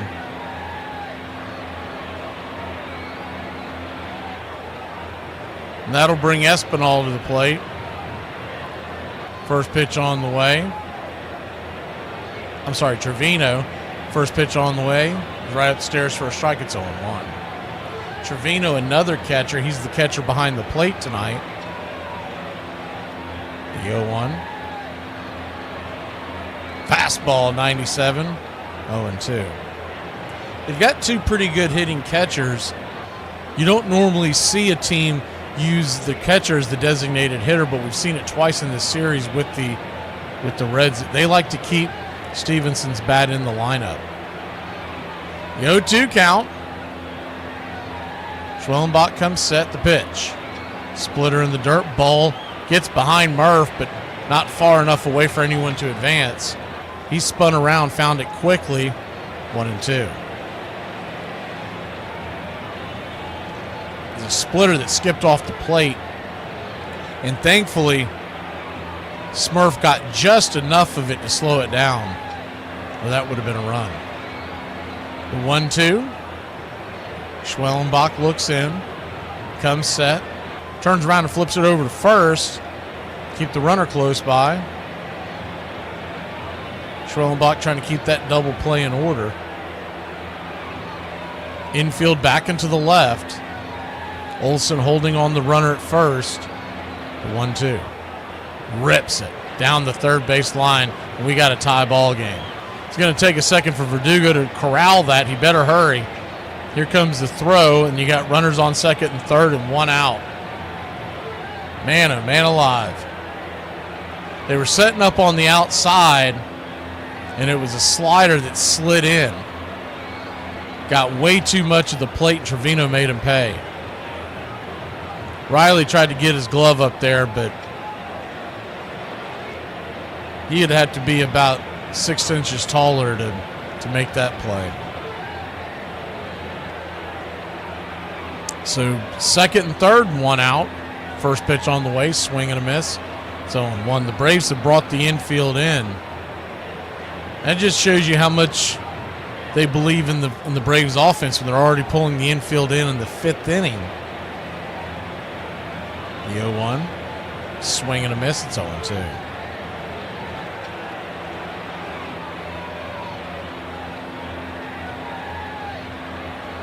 (0-2) count. Ozzie needs to be careful. He creeped in on the grass during one of those last pitches. The 0-2. Swing and a miss, strike three. Got Hines chasing 2 away.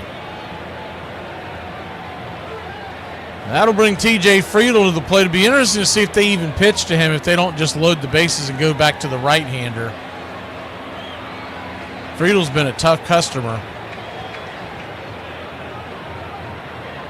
They may pitch around him in the first pitch or two. If they can't get him to chase, send him down to first. First pitch, fastball. We're making the splitter. Misses high right down the pipe. It's 1-0. I think you're kind of playing with fire here. Facing the left-hander with 2 runners in scoring position. The 1-0. Swung on, lifted. And that's going to float into the glove of Nick Allen. The hit was close. We got him. Braves are tied at 1. We grabbed the bats. Let's wake the freaking offense up before the 8th inning, Braves country. On June 30th, 1996, the Los Angeles Dodgers are playing the Colorado Rockies Coors Field. The game included 7 lead changes, 38 hits, and 10 home runs. 11 pitchers made their way into the game, and all 11 of them gave up at least 1 run, and 5 of them suffered a blown save, a major league record. 14 of the 18 half innings saw a run cross the plate. The Dodgers hit 6 home runs, including 3 on back-to-back-to-back pitches in the second inning. Colorado Rockies second baseman Eric Young stole 6 bases. 3 of them came in the third inning when he stole second, third, and home. Speaking of stolen bases, there were 10 in the game. In the 7th, Steve Reed throws the last scoreless half inning on 7 pitches. With 2 outs and a runner on first in the 9th, the losing pitcher, Todd Worrell, had pitched twice in the series already and had not allowed a run in the series until that day. The winning pitcher, Bruce Ruffin, turned a 2-run lead into a 1-run deficit in his lone inning. The game took 4 hours and 20 minutes to complete. It was, at the time, the longest 9-inning game in National League history. 2.5 months later, Hideo Nomo would return to Coors Field, and he threw a no-hitter, the only one in Coors Field history. On October 14th, 1992, the Pittsburgh Pirates were in Atlanta, facing the Braves in the 7th and deciding game of the National League Championship Series. With 2 outs in the bottom of the 9th, Pittsburgh led 2-1, but Atlanta had the bases loaded. A pinch hitter, Francisco Cabrera, who had had only 10 at-bats all season, was at the plate. And now the Braves season hangs in the balance. He hacked at the 2-0, now the 2-1. Line drive and a base hit! Just as the score... With the tying run in, most assumed that the runner on second, Sid Bream, hobbled by 5 knee operations, would be held at third. But the third base coach sent Bream anyway. Bream to the plate! And he is safe! Safe at the plate! The Braves go to the World Series!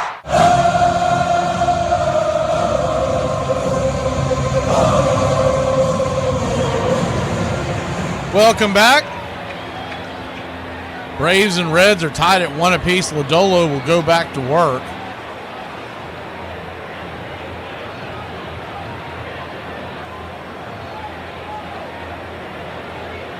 Sean Murphy leads us off. Lodolo got to get some pitches up on him. He's at 62 right now as we begin the 5th. First pitch on the way, 93 right down the pipe. It's 0-1.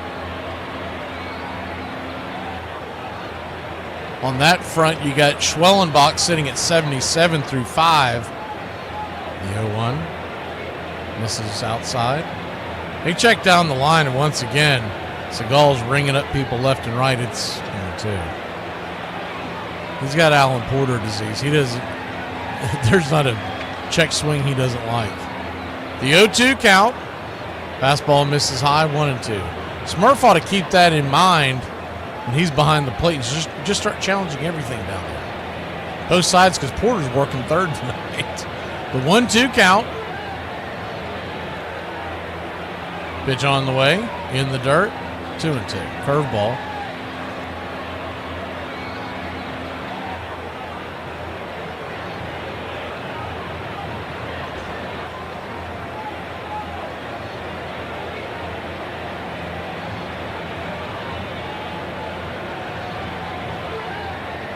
The 2-2. Swing!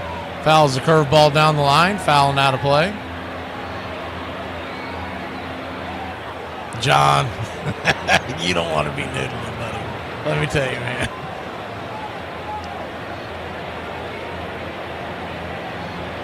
It's not a wise thing to be out there doing. The 2-2 swing, pops it up. High down the first base side, but out of play.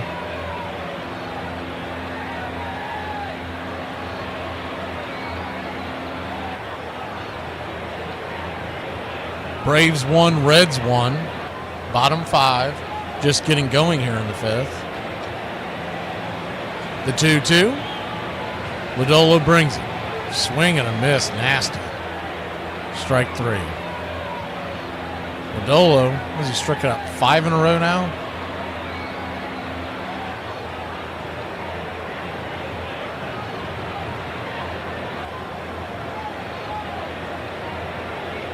That is just... It's kind of an excuse me half-hearted swing. You could tell he was confused all the way. Eli White, the batter now. He's 0 for 1. Shows bunt, pushes it down the first base side. Lodolo's going to have to hurry. High throw, and Eli White, the book of Eli. That's why you don't pinch hit for him when the game's on the line there, Snitty. Gets on base. I must have thought about that the entire night last night. I woke up this morning thinking about that. Those of y'all missed the end of the game last night. They pinch hit Eli White. They took him out of the game to put Rosario in. I'm like, what? What are we doing here? Are we trying to win? Michael Harris, who was the man that had just gotten on base when that happened last night, stands at the plate. First pitch. Throws it outside for a... They flip it over to first to keep Eli White close by. There's one down here in the fifth. He goes. Pitch on the way. Slow bending curveball. He should be safe. He is. He got a good jump. And they threw a slider. He picked a perfect pitch to go on. It was a good throw by Trevino, too, by the way. But it was going to take an act of God to get Eli White out on that one. I mean like an earthquake or something, because you throw a slider.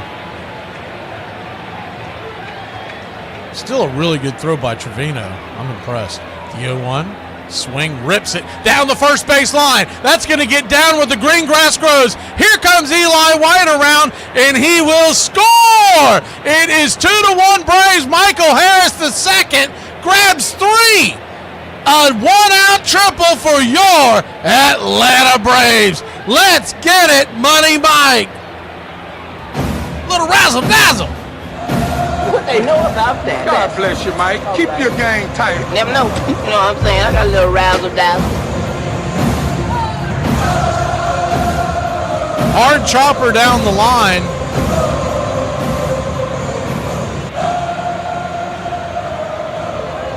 Man, he is fun to watch when he gets in getting that gear. Him and Eli. First pitch to Nick Allen is 82 off the edge. It's a 1-1. Or 1-0, excuse me. He is 0 for 1. That's what caused the brain screw up there. The infield has been pulled in to try to keep Harris from scoring. 1-0 to Allen. Misses wide. 2-0. He flew out his first time up. We'll take that now. A fly out would equal a run, and it would double the Braves' lead.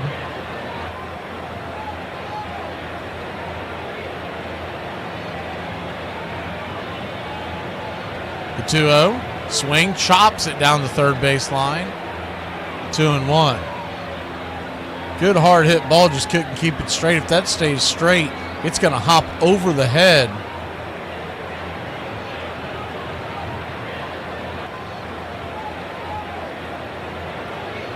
of the third baseman, Espinal, who's drawn in on the carpet. The 2-1 count. Swing, pops it up. Can of corn over there by first. That ain't going to get it done. F3 in your scorecard. 2 down.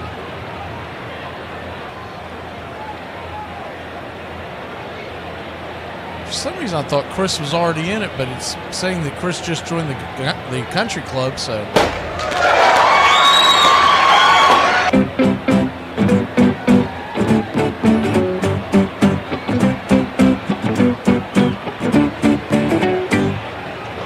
Welcome in. Sinker right down the pipe to Alex Verdugo. It's 0-1. Verdugo's 0 for 2 as we flip over the lineup for a third time. We're here in the bottom of the fifth, clinging to a 1-run lead. The 0-1. Fastball, 94 right down the pipe. It's 0-2.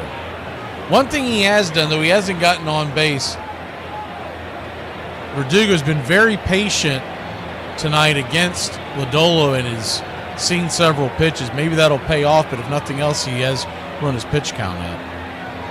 The 0-2. Outside wide, 1-2.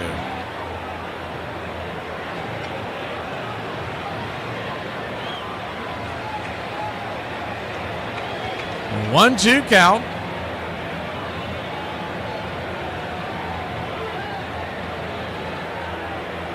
Brings it. Down and away, 2-2. Honestly, Chris, you're asking about the home plate umpire. He's actually been pretty good tonight.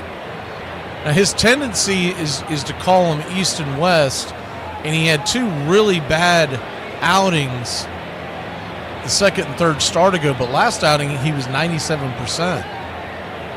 The 2-2. Swing. Slaps it down the line. We'll do it again.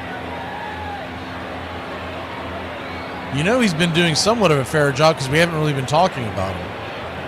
it's always the indication that the umpire's doing his job tonight. So I don't know if he got some notes back after those two appearances prior to his last one and adjusted anything, but 2-2. Swing, chopper, over to second. Should be an easy 4-3 putout. It is.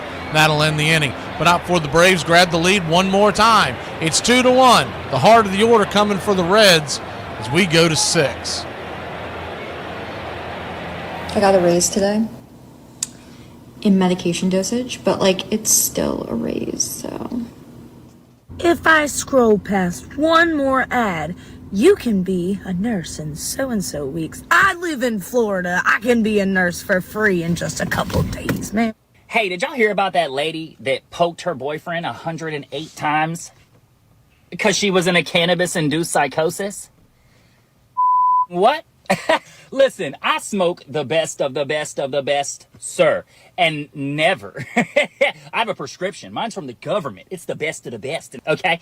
Never have I slipped into a psychosis. She said she took 2 hits from the good old Billabong. Now, I've taken too many hits from the Billabong, and never have I slipped into a psychosis. A coma, maybe, if you take too many. You ain't able to get off the couch. And do you know how much energy it takes to 108 times? What kind of weed were you smoking? PCP? History began on July 4th, 1776. Everything before that was a mistake. Hey, has anybody else thought to themselves how the hell we ain't ran out of phone numbers yet? Or was it just me?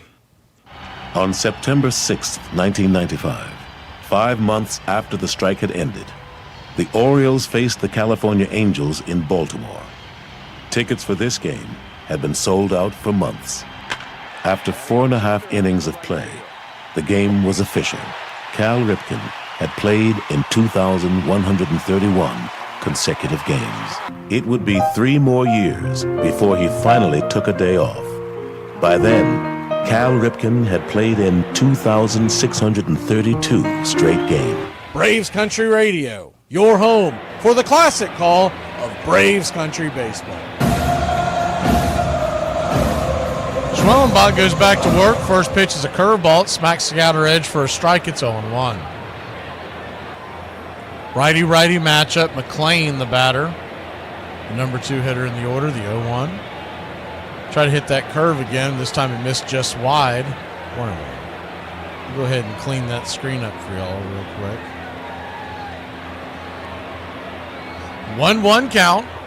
95. Hit the zone, but Murph was set up so far inside that it crossed him up and he couldn't frame it. The 2-1 count. Swing, fouls it away. 2-2. So you can blame that on the home plate umpire to a degree, but when they set up that far inside and they have to slide over there, you rarely get that call. The 2-2.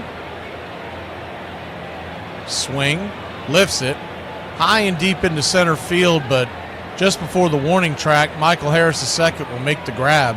1 down.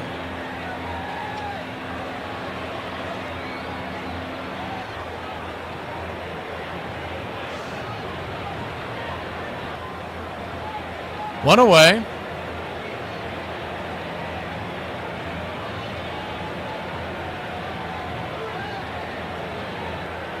Ellie Day will cruise the batter. First pitch. Curveball at the knees. It's 0-1. Cruz struck out and ground out. 3 for 15 in the series. The 0-1. Curveball misses wide. 1-1. Like for the Reds to get out of town before his bat heats up. 1-1 count. Swing, chops it foul. 1-2. Rays lead the Phillies 2-1. They're in the bottom of the 6th in Tampa. The 1-2 from Schwell. Swing, chops it. Just gets a piece of it.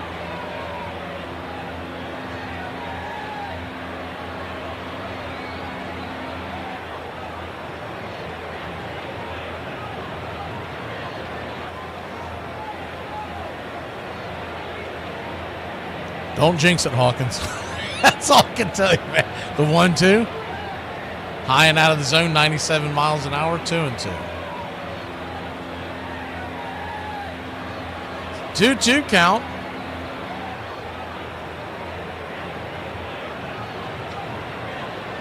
Pitch on the way. Nowhere near the zone. Splitter misses. Full count. So Schwellenbach has worked the count full after getting ahead quickly. He's about to throw his 89th pitch of the night. Here it comes. Down and in, ball 4. So he walks Ellie De La Cruz after getting ahead 0-2. And Cruz, who's always a threat to steal, is heading down to first, representing the tying run. That'll bring Gavin Lux to the plate. Kravitz is going to go out there and talk to Schwellenbach real quick. Might have seen something in his delivery. We may just be talking about strategy. Rafael Montero is warming up in the Braves bullpen. He's the only one that we see down there right now, so you got a right-hander warming up.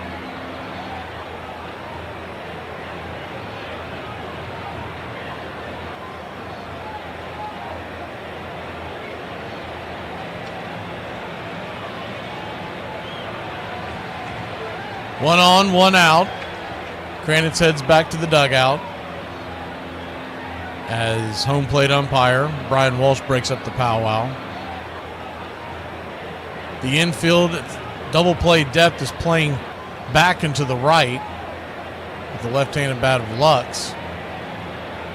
Schwellenbach turns around and flips it over to first to keep Ellie close by. Easily back.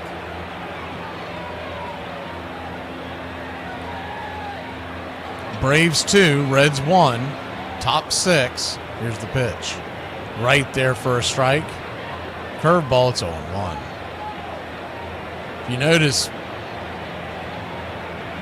Sean Murphy was sitting sideways on that delivery, getting ready to jump up and fire. The 0-1. Swing, lifts it into the outfield, and that's down for a base hit, and that's going to be a problem. Ellie's going to go first to third. He represents the tying run with one out, and they've got runners on the corners who just went away. Schwellenbach sitting at 91 pitches. That was just a hanging, breaking pitch right there. Looked like that was the splitter again. He got just enough on it to drive it into center field.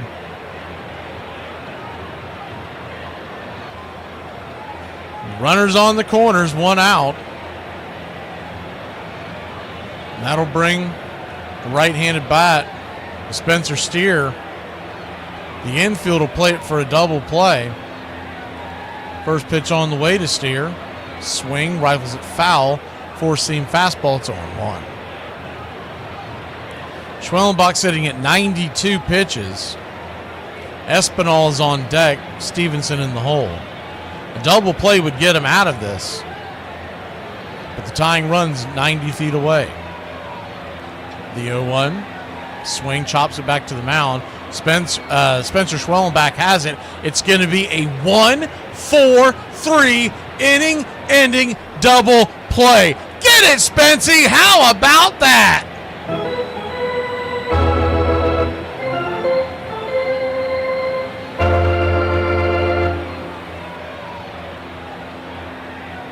Father, we thank you tonight for all your blessings. You said in all things give thanks. So we want to thank you tonight. Thank you for the Dodges and the Toyotas. Thank you for the Fords. And most of all, Lord, I want to thank you for my smoking hot wife. In Jesus' name, boogity, boogity, boogity, amen. Okay, so look, this vehicle that I'm sitting in could burst into flames and burn down around me. And it'd just be me, the seat, and steering wheel left. And I'd be like, oh, gotta get a new whip, you know. But I wouldn't flip out. But if you put whipped cream on my vanilla shake at McDonald's, I'm tearing the golden arches off this building. Because why is it on there? I know I said don't put it on there, and I know that because I was standing here when I told you not to put it on there. Corey, your house is burning to the ground. It will be no more if you don't stop it. Oh, my house is a bit of a sometimes, I'm not gonna lie. It's cool, I'll rebuild. But if I step in water with my socks on, oh my... The Indians were confident, outspoken, and quick to remind Atlanta that they had lost both World Series they had played. But thanks to their superb pitching, Atlanta won 3 out of the first 5 games. In Game 6, Bobby Cox sent Tom Glavine out to try to secure the Braves' first World Series title since 1957, when they were in Milwaukee. Atlanta fans who had booed Glavine unmercifully on opening day for being a player representative cheered him on as he went to work on Cleveland's powerful lineup. Glavine pitched away from batters all night, continually locating his fastballs and changeups along the outside edges of the plate. He allowed just 1 hit in 8 innings. David Justice's solo home run in the 6th was all the scoring the Braves would need. Baerga is 0 for 3. Left center field. Grissom on the run. The team of the 90s has its world championship.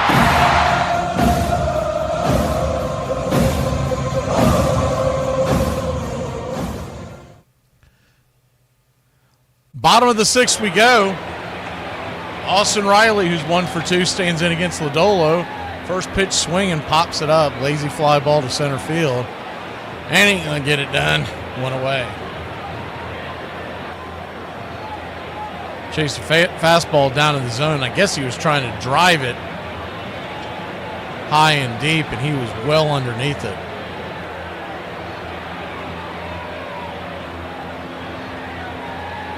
So quickly 1 out is Lodolo.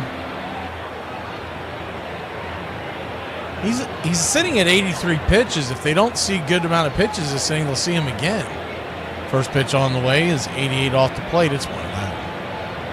You hate seeing Riley give up that at bat like that. You'd like to see him take a few pitches and work the count. The 1-0 to Ozuna.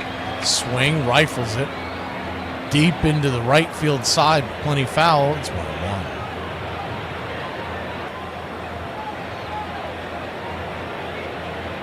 One count, 2-1 your score. Braves lead it here in the bottom of the 6th. The 1-1 swing. Fouls that one back. 95 sinker. 1-2.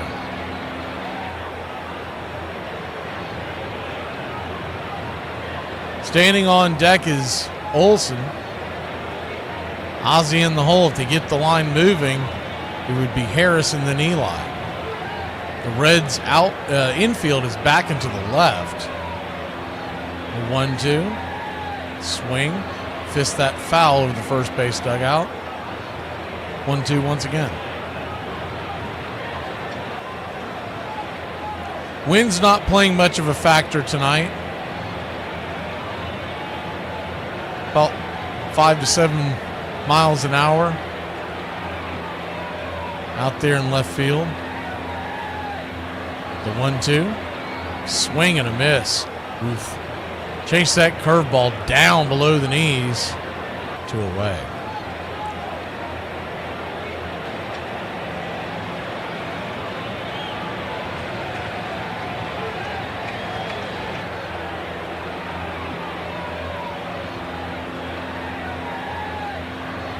Two down.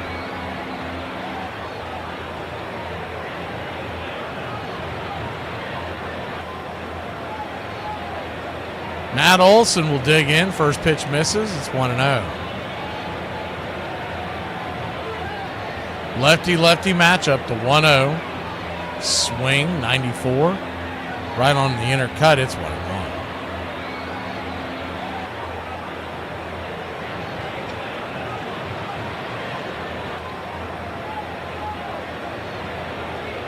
The 1-1. Lodolo fires. Swing. That ball's lifted into right field. That's going to get down for a base hit. Nice little 2-out base knock by Matt Olson. This is not watered down. This is Ice House. Ice House. Smooth as it gets. Looping single into right field as Hines cuts it off. And that'll bring Ozzie Albies to the plate. First pitch on the way to the whiz. Swing and a miss. He was going for the downs on that curveball. It's 0-1. He's waving at his right hand. Hopefully he's okay. The 0-1. He digs back into the box. Right side of the box, open stance. They set up inside. Swing, chops it down the third base line. It's a fair ball. Good throw by Espinal, and he'll get Ozzie, who's sprinting down the line by about a step. That'll end the inning. Braves put one on, but can't get him across. The 6, 7, 8 hitters are due up for Cincinnati, and we go to the top of the 7th. It's not that hard, Scott. Tell him, Wash. It's incredibly hard. Babe, do you like my nails like this, or do you think I need to make them longer? Do you want the truth or the husband answer? Why do you have to be such a smartass? Do you want the truth or the husband answer? I know you're gonna piss me off. Give me the husband answer. It looks amazing the way it is. Love it. Thank you. Give me the truth. Don't give a little gamesmanship here. Davey Johnson just came out of the dugout and confiscated Alex Rodriguez's bat. Ken Griffey Jr. just flipped Rodriguez his bat. Say, here, use mine. We have learned that the president did indeed tell Ken Starr that he had an inappropriate relationship with Monica Lewinsky. That was expected. To a country transfixed by the revelation that the president had cheated on his wife and lied about it, Mark McGwire and Sammy Sosa provided a welcome distraction.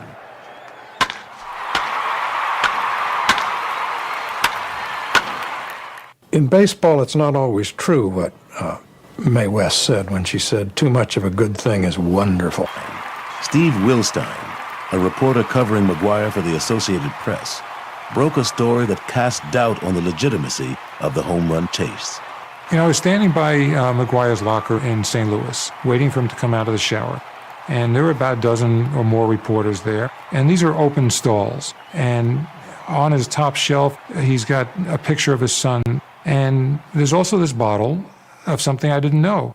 And I wrote down the name of it, and I just, in my notes, spelled out androstenedione.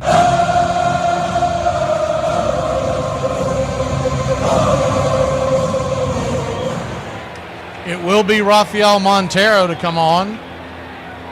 Try to spell the 7th inning for the Braves. Montero kicks and fires. 95-mile-an-hour fastball. 4-seamer misses. It's 1-0. Espinal, Stevenson, Trevino all due up in this inning. The 1-0. Nowhere near the zone. Ball 2-0. 2-0 count. Espinal is 1 for 2 tonight, 3 for 13 in the series. The 2-0. Swing, rips it into center field, drifting back, making the running catch is Michael the Hawk Harris. 75% of the world is covered by water, the rest by the Hawk. One away. And he hit that ball on the bullet train heading towards the gap. Harris got a good jump off it.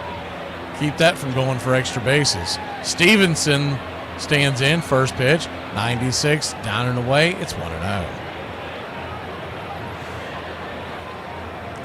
Montero seems to be struggling with command here tonight, the 1-0. Nowhere near the zone, 2-0.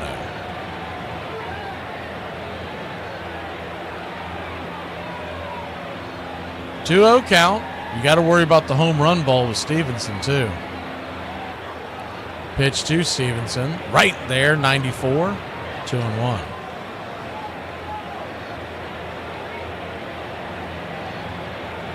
Bottom of the 7th inning, the Braves will have Harris, Eli. This is the 2-1. Swing and a miss, 2-2. Murphy will lead it off, and then it'll be White and Eli. White and then Harris, excuse me. Fumbling that all to hell. So a 2-2 count. The 6, 7, 8 hitters. The 2-2 count. Montero goes set and brings it. Pitch outside wide, nowhere near the zone. Ball 3. Don't want to walk that leadoff batter. Montero tonight wearing a pink belt. I wonder if that's got something to do with Mother's Day coming up or not. The 3-2. Nowhere near the zone. Ball 4. So he walks the tying run aboard. 1 out in the 7th. Not what you want to do. Of course, all of Major League Baseball will be rocking the pink on Sunday for breast cancer awareness. For Mother's Day, you'll see the pink bats out. They'll have the pink batting gloves, and a lot of them will have pink in their shoes and armbands and everything else. They're going to pinch run for Stevenson. Dunn will come in as he represents the tying run. First pitch, fastball, 95. Smacks the outer edge. It's 0-1.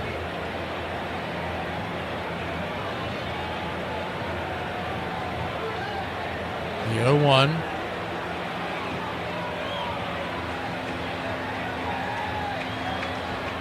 Brings it. 95 down and away. 1-1.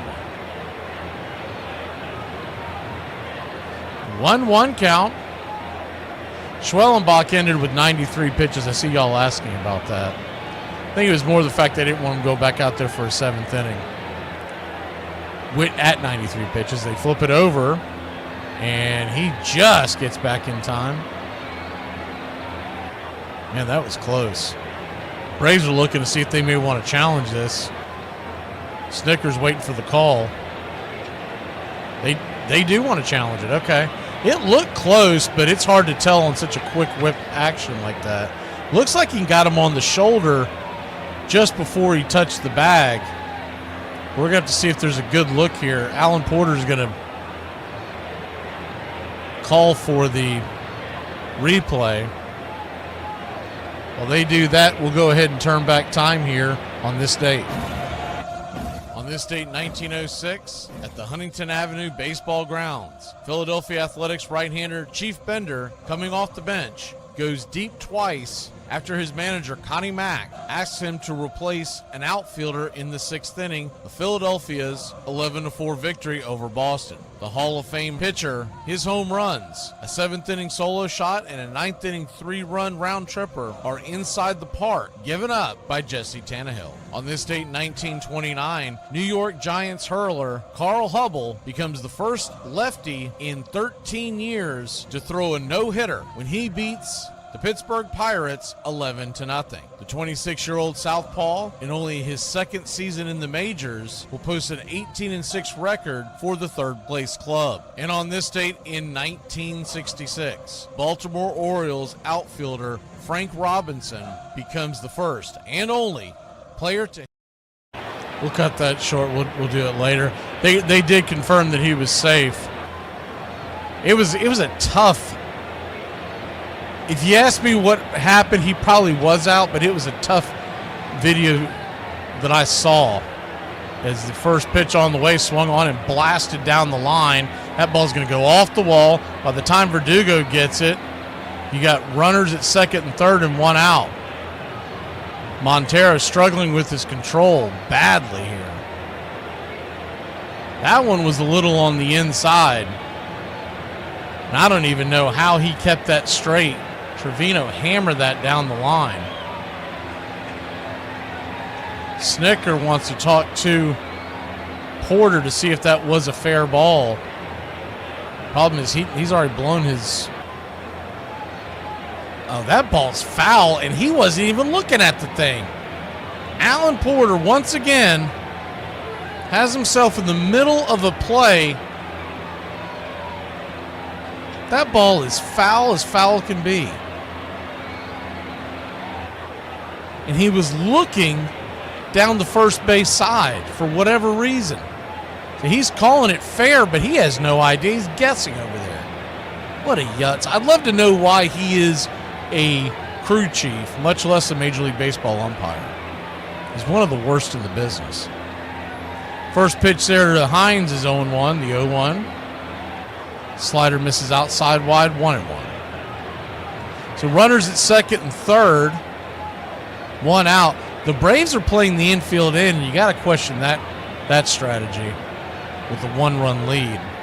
You're risking giving up the lead. Is the 1-1, kicks in the dirt, 2-1. Hines can get struck out. I mean, he swings a wild bat, but Montero's been all over the place.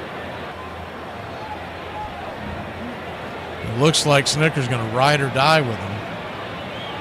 Dylan Lee is warming up in the bullpen.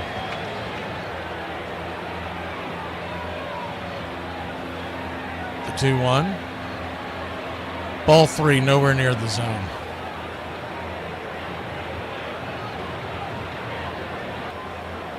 Left-hander Friedel stands on deck, so you got to figure he's coming in to face. Lee's going to come in to face him. The 3-1 pitch.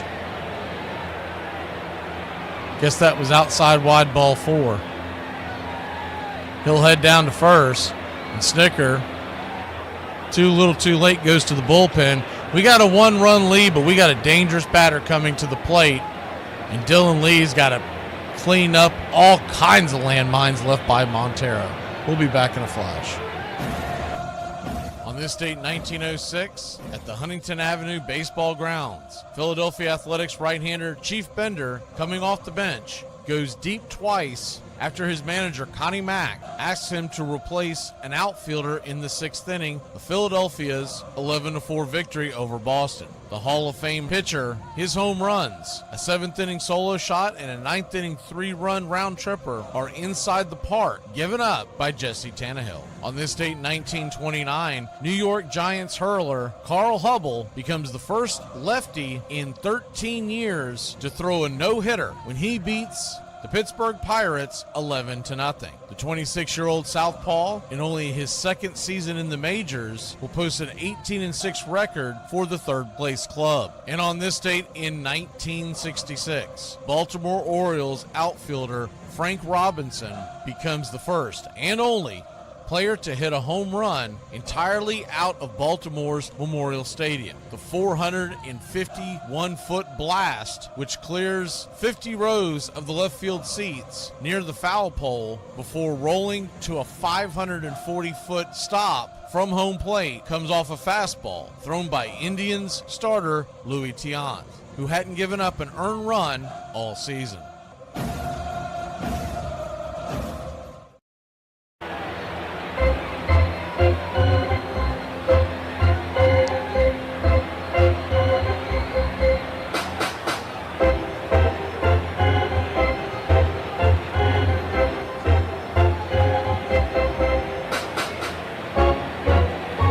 Dylan Lee trying to put out a massive fire here.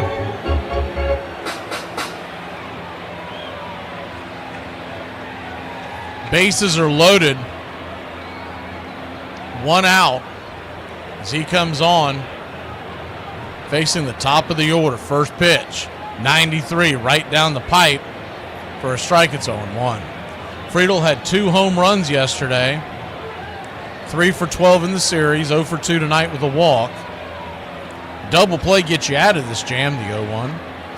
That looked like he went around. He did. It's 0-2. Couple of things have led to this. A, there was a pickoff that appeared that he was picked off, but it was a tough angle, and I never saw a good camera angle on the entire thing on either cast, so they must have not had one available. They must have had something wrong with one of them. And then what should have been a foul ball, Porter called fair as the 0-2. Slider down and away, 1-2. He had his back to the play. Poor positioning as the ball almost took his head off. And he called it foul, but if you look at the replay, it went over the bag. Or he called it fair, it went over the bag, foul. The 1-2. Down and away, 2-2. So you can't be nibbling here because if you walk Friedel, you tie the game.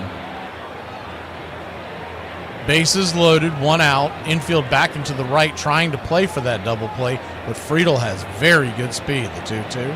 In the dirt, full count.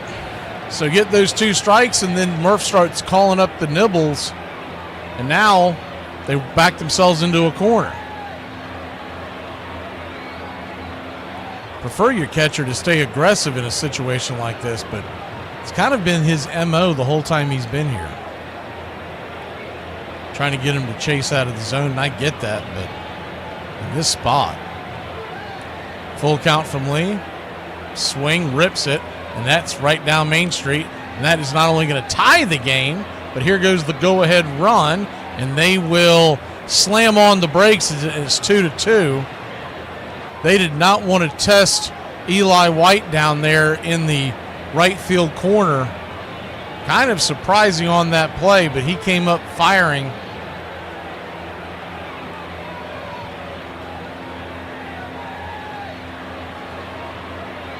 Trevino, the runner there at third, catcher, he looked like he got a decent lead, though. First pitch on the way. Slider up top. It's 0-1. Matt McClain, the batter, 0 for 3. Lined into a double play. We'll take one of those right now. A line out and a fly out. The 0-1. In the dirt, 1-1.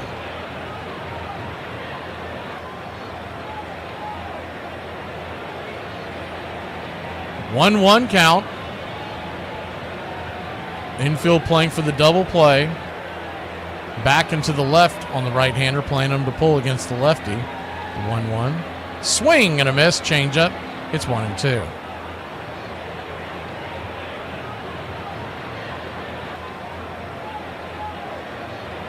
Dylan Lee trying to keep it right here at a 2-2 game. The 1-2. Tried to get him to chase a changeup around his ankles. That'll even up the count.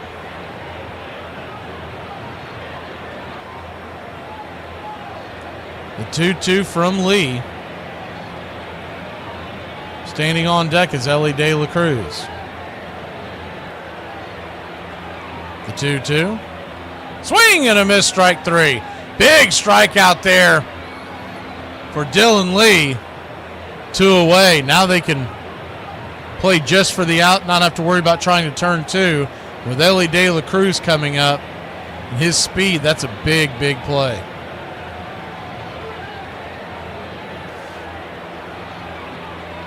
Far from being out of the jam, bases are loaded. Ellie De La Cruz stands in from the right side. Here's the first pitch. Slider down and in. It's 1-0.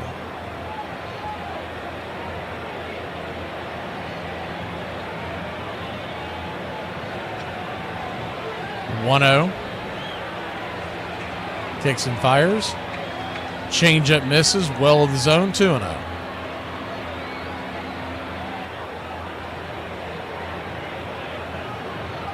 Count. Infield far back into the left. The dribbler is going to be hard to beat to the bag. The 2-0. Right there. Changeup at the knees. 2-1. Rays have taken a 5-1 lead against Philly, so good news down in Tampa. They are in the 8th inning there. The 2-1. Swing and a miss. 95 miles an hour. 2-2. So deuces wild here in the top of the 7th. Bases loaded. 2-2 your score. A 2-2 count with 2 outs. Here's the pitch. Come on, right there. Slider at the knees. Brian Walsh hasn't missed many tonight, but he missed that one. That is ridiculous. You're Dylan Lee. That's hard to bounce back from because you wanted to be out of the inning on that one. The payoff pitch. Swing and a miss, strike 3. Got him anyways. Shove it up your A-gap. Home plate umpire Brian Walsh will be back in a flash. All right. I can't see you. Let me hear you. A 1, a 2, a 3. We out to the ball. We out to the night. Find me something up Cracker Jack. I don't care.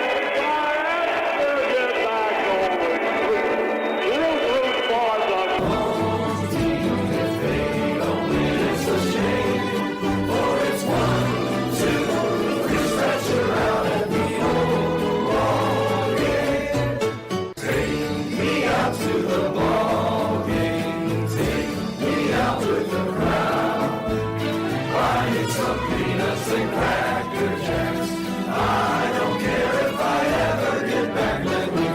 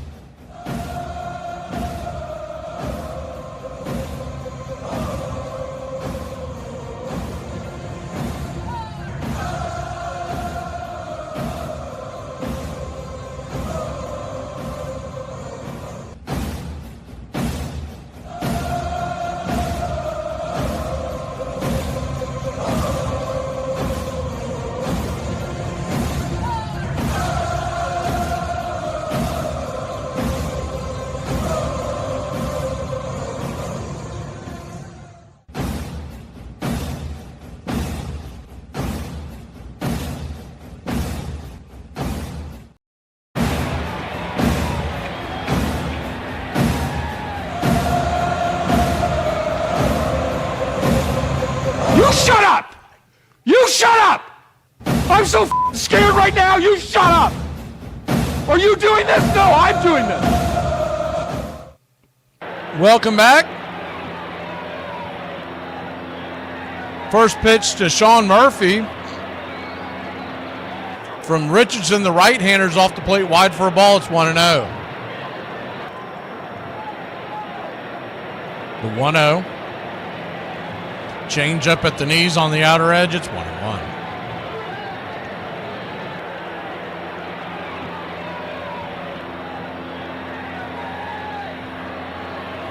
Richardson kicks and fires. Swing, chops that foul. It's 1-2. Sean Murphy batting .218 on the year, 0 for 2 tonight. Ryan Richardson, the 2.25 ERA.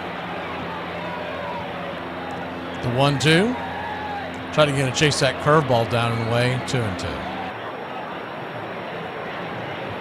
Standing on deck is Eli White. Harris is in the hole. Bottom of the 7th, 2-2. The 2-2. Swing and a miss, strike 3. Changeup. Blew a changeup right by him. One away.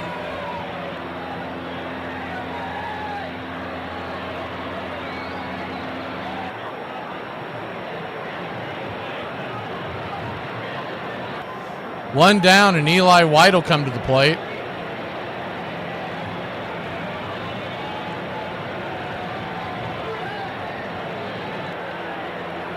First pitch to Eli is a curveball, hangs in there for a strike at the knees. It's 0-1.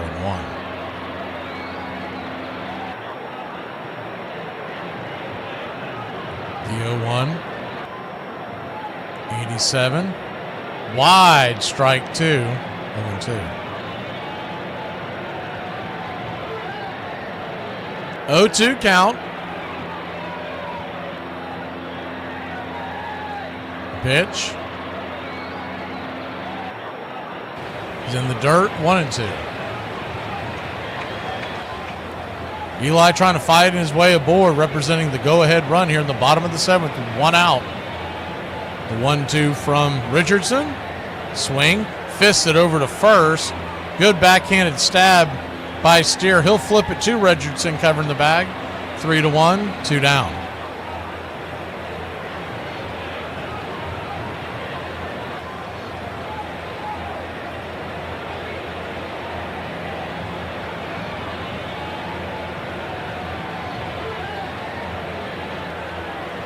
Michael Harris, the second, will come to the plate. Trevino, the catcher, going out there to chat with Richardson for a second. Probably just out there to buy him a little bit of time as he was covering the bag. That will count as a trip to the mound. You only get 5 nowadays, not counting pitching changes.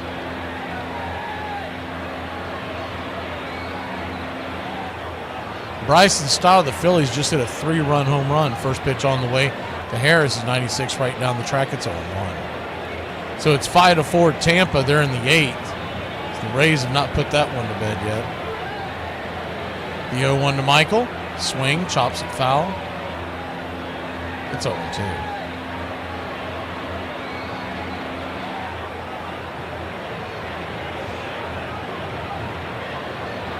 Oh-2 count.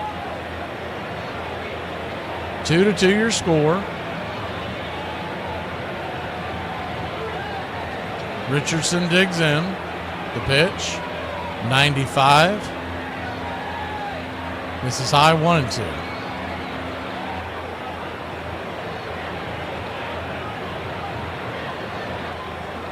The 1-2. Comes set, brings it. Swing, rattles it back foul. We'll do it again.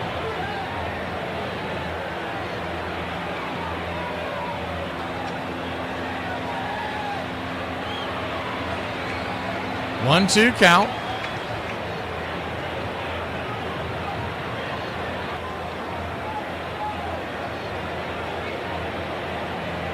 Richardson comes set.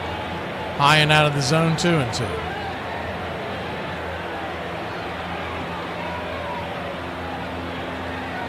Two count. Harris trying to work his way aboard.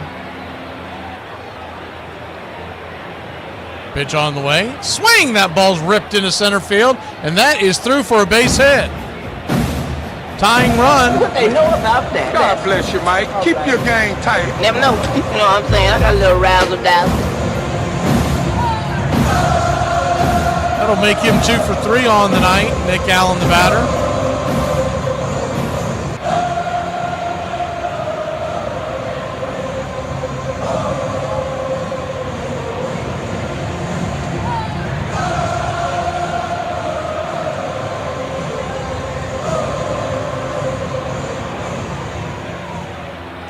First pitch to Allen is a curveball outside wide. It's 1-0.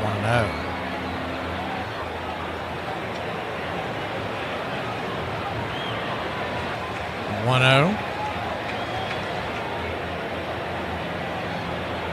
Fires it over to first.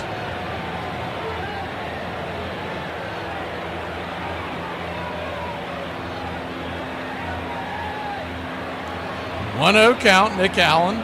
Fly out and a foul out. Pitch on the way. Swing lifted into left field. Drifting over. Making the easy catch in left is Lux, and that'll end the inning. Braves put one on but can't do anything with it. We go to the 8th. Tied at 2. Middle of the order due up for the Redlegs.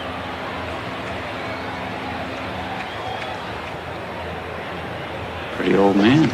Yeah, I'm 30 years older than you are. Had my back broke once and my hip twice. And on my worst day, I could beat the hell out of you. I don't think so. You will. Do y'all realize that when your man tells you you're beautiful without makeup on, that he really means it?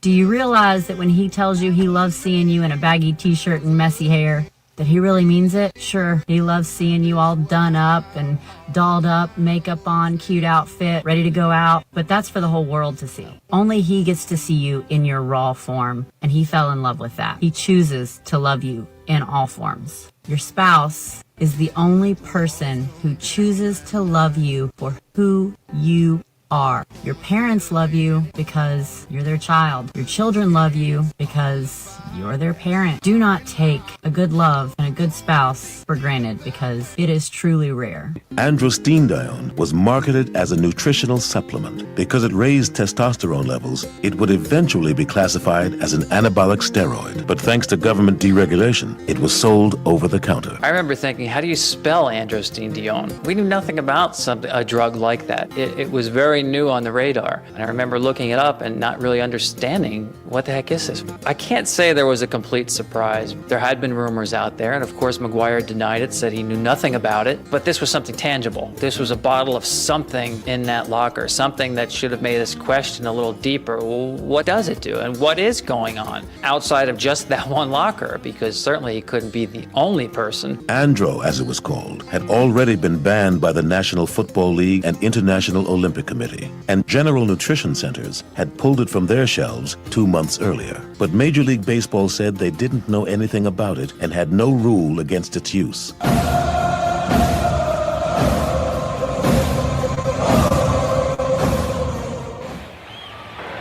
Here's Johnson will raise his red glove to Gavin Lux and fired the first pitch. Curveball misses outside. It's 1-0. Top of the 8th, tied at 2. The 1-0. Check swing on the curveball. Up top, it's 1-1.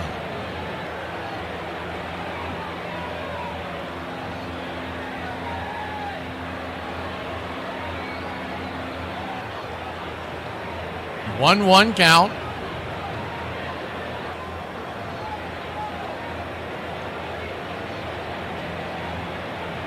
PJ fires a curveball high and out of the zone, 2-1.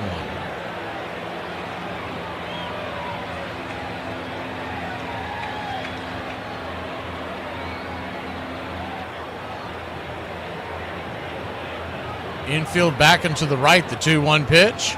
Swing, pops it back foul, 2-2. Braves in the bottom of the 8th. We've had some good luck in those innings. We're going to have the top of the order due up. Verdugo, Riley, and Ozuna will be due up in the bottom of the 8th. PJ trying to keep the score right here at 2-2. The 2-2 pitch. Swing, chops it foul. We'll do it again.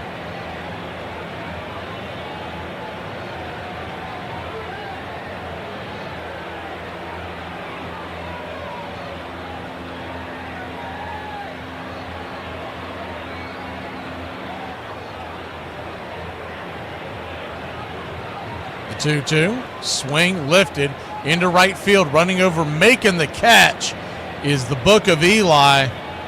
Little white lightning to put it away. F9 in your scorecard here in the top of the 8th.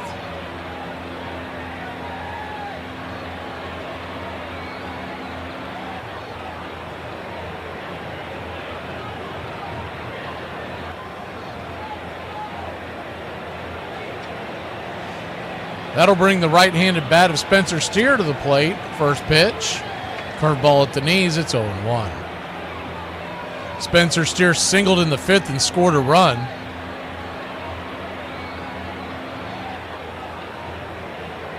Braves 2, Reds 2. Top of the 8th. The 0-1. Kicks and fires. Swing, fouls it back. It's 0-2.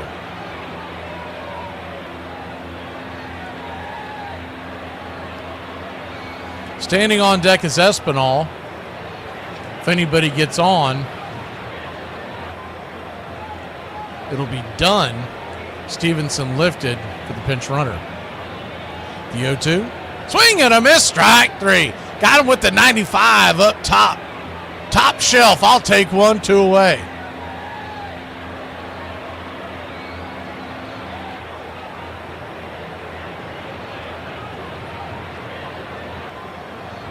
That curveball must have been in the back of Steer's mind because he got a late start on that swing. By the time he got that bat around, that ball was sitting in Smurf's mitt. First pitch to Espinal is swung on and lifted into left center field. Drifting over, making the running catch is Michael the Hawk Harris. We go to the bottom of the 8th. Tied at 2.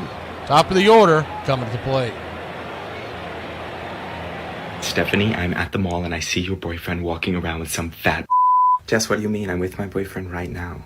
Something happened to this guy that has never happened again in Major League Baseball history. Danny Goodwin was initially drafted first overall by the Chicago White Sox in the 1971 Major League Baseball draft. Instead of signing with the White Sox, he decided to attend Southern University and A&M in Baton Rouge. Shortly after college, the Angels selected him with the number 1 overall pick in the 1975 Major League Baseball draft, and this time he signed for a Major League record of $150,000. He is the only person drafted with the first overall pick in the Major League Baseball draft twice. In 1979, he would have his best season, batting .289 with 5 home runs and 27 RBIs, all career highs. After his playing days, he served as the Atlanta Braves Director of Community Relations. This portion of the show is being brought to you by Ed's Almost Good Beer. Remember, Ed's Almost Good Beer was brewed in God's country when God wasn't looking. I don't think he was just taking Andro.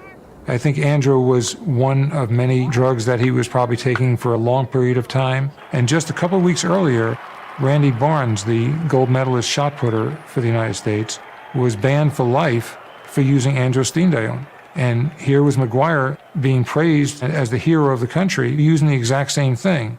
The idea was shoot the messenger. There was certainly not an embracing of the issue that we have a problem and we need to solve this problem. There was no sense in baseball that this is just the tip of the iceberg. We need to look further to see who else is using performance-enhancing drugs. If anything, it was more bury our heads in the sand, maybe it'll go away. A columnist for the Boston Globe insisted, there's nothing sold in drugstores that can help you hit a home run in the big leagues. Andro, he wrote, was not that different from aspirin, prime rib, coffee, or Wheaties, and McGwire was just the victim of an unfair tabloid-driven controversy.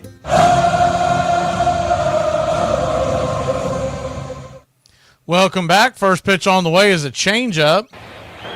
Right down there on the middle of the track to Verdugo. It's 0-1. Righty-lefty matchup, the 0-1. Richardson still out there. Swing. Dribbled over to second. 4-3 put out. Easy peasy. One away. One down. Doesn't appear to be anybody warming up in the Reds bullpen, so this is his game, at least for the 8th inning, it appears. Austin Riley will come to the plate.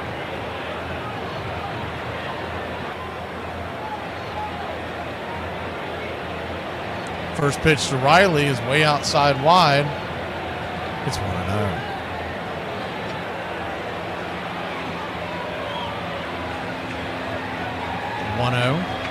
Riley doubled in the first and scored a run. Hasn't done anything since. 0 for 2 since that at bat. The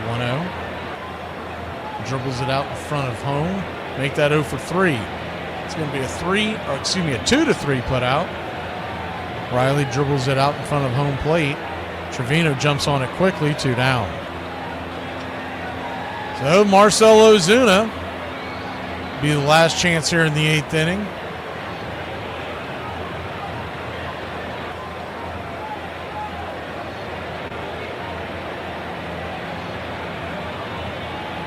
Righty-righty matchup.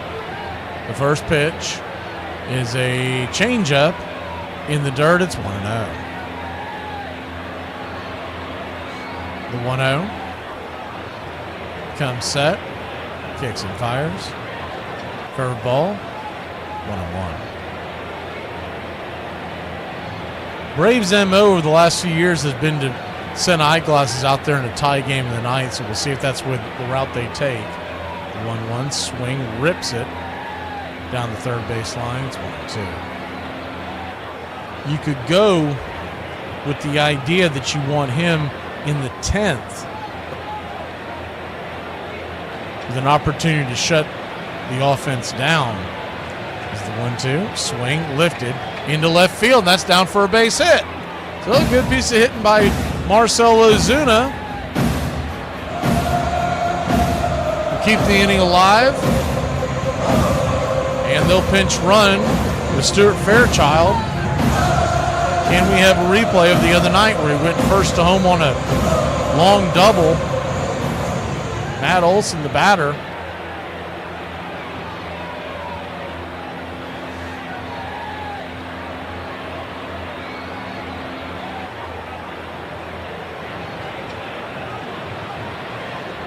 Matt Olson. If he can get one down in the gap, it would be close again because Fairchild's got wheels and he knows he's going to be running on contact. First pitch to Olson. 87-mile-an-hour changeup on the outer edge.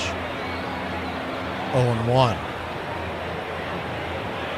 Wonder if they may send Fairchild. The 0-1. Outside wide. 1-1. 1-1 count.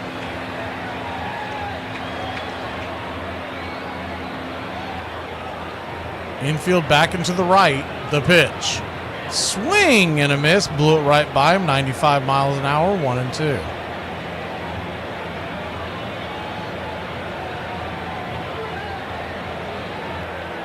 Braves 2, Reds 2, bottom 8. Tampa Bay and Philly, they're heading to the 9th. Tampa Bay's clinging to a 1-run lead. The 1-2 to Olsen. They set up outside wide. Here's the pitch. Swing and a miss, strike 3. Chase the changeup well off the plate, and that'll end the inning. Well, we'll head to the 9th. Dunn, Trevino, and Hines, the bottom of the order, are due up for Cincinnati. It sucks, and it's horse, but I'm too polite to say anything because I'm a class act. This is the greatest baseball team name that has ever existed. They are the Florence Yalls. They are based in Florence, Kentucky. And you might be asking yourself, how do they get this name? The baseball team is named after the water tower in town, which says Florence Yall on it, which was previously Florence Mall, but the state of Kentucky told the city to change it because the mall hadn't been built yet. And this is the best part. Wait, the mascot is the town's water tower. I am buying stock on the Florence Yalls. I am all in. Armchair. It's not whether you win or lose. It's like the team that wins is the one that has the most fun. You know, that crap like that. You know, all this stuff that's contaminated America where they give every kid a trophy and they don't keep score in Little League anymore. Armchair. We went in the lobby there, went up to the desk and said, "What room is the babe in?" And the clerk told him. So what a different time it was. So we went to the elevator, went up the elevator to the floor, went to the door. The door was open by one of the largest men I've ever seen in my life. He was the color of mahogany. And Uncle Roy said, "Is the babe here?" And this man turned over his shoulder and said, "Babe, there's some people out here to see you." Then I realized who it was that had opened the door. It was Gehrig. And I was amazed at Gehrig. And Gehrig stepped back, and Babe Ruth came out. He had a big cigar in one hand and a drink in the other. And he said, "Hello." I said, "Babe, these boys have come up to see you. They're great fans of yours." He said, "Well, I'm glad to hear it, and I'm glad to see you boys." And he put his hand out, and my little 9-year-old cousin shook his hand, and I shook his hand, and he said, "I've been so glad to see you," and shut the door and went back in. And that's my Babe Ruth story.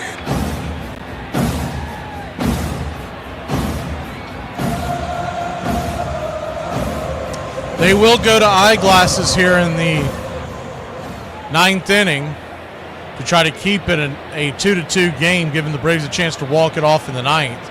First pitch on the way from Iglesias is a sinker, 95 at the knees. It's 0-1. It's always a good debate on whether or not you want to save the closer in nowadays game is the 0-1. Swing and a miss, 0-2. If you want to save him for the 9th or the 10th, because if you can get through the 9th and you're forced to go to extra innings as the 0-2, try to chase that nasty changeup, laid off it, it's 1-2. Then you got an advantage because Iglesias is the type of pitcher that can stop a guy from going from second to home, leading off an inning.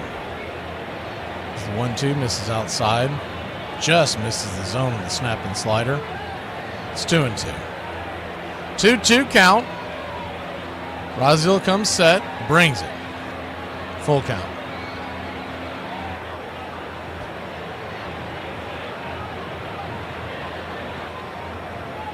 Full count.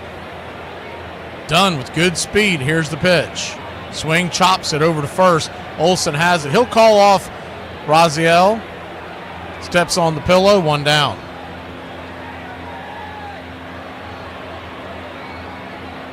What you can expect from Iglesias, he has a 4-pitch mix.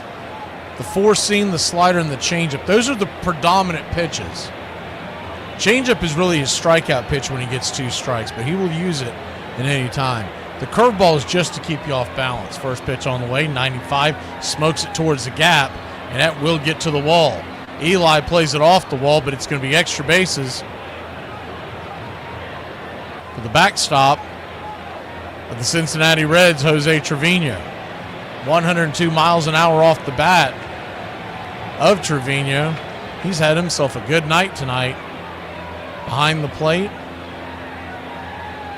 and at the dish. He's now 3 for 4, raising his batting average to 310. What's that like, having a catcher that get 310? They're going to pinch run for him. Hurtubise. First pitch on the way. Swing and a miss. Slider off the edge. It's 0-1.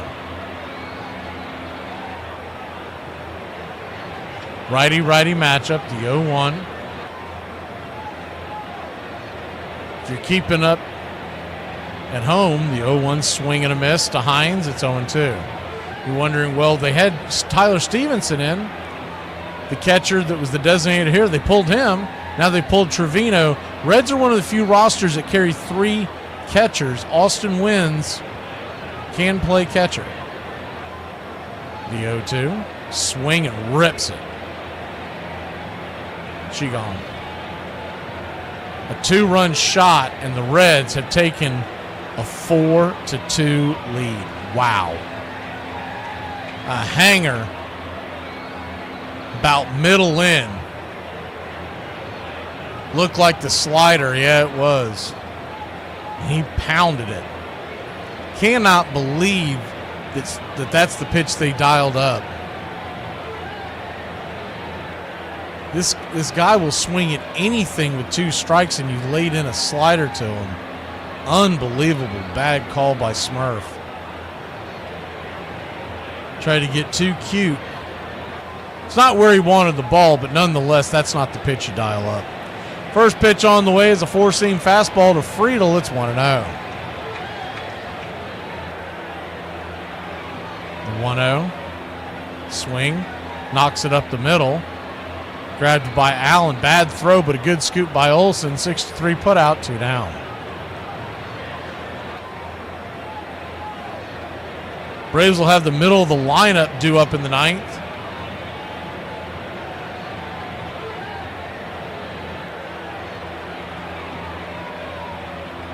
I wonder why these managers have such gray hair. Even when what is viewed as the right call, putting your closer out there in the 9th, doesn't work out. That pitch is ripped past Riley. Diving attempt, change up, a worm burner. And it's a 2-out single for the Reds. If the Braves drop this one, they'll drop to 3 games under 500, and back to the drawing board they'll go as we head to Pittsburgh.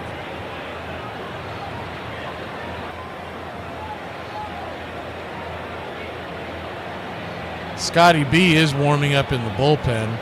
Ellie De La Cruz takes the first hack at the pitch on the outer edge. 4-seam fastball. It's 0-1. The 0-1. Righty-lefty. Right there at the knees, 95 miles an hour. It's 0-2. 0-2 count.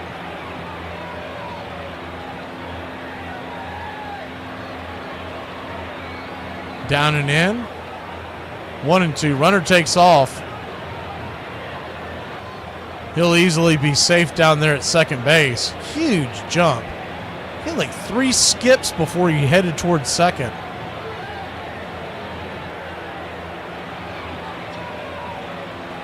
One-two count. Here's the pitch. Nowhere near the zone. Changeup misses. 2-2.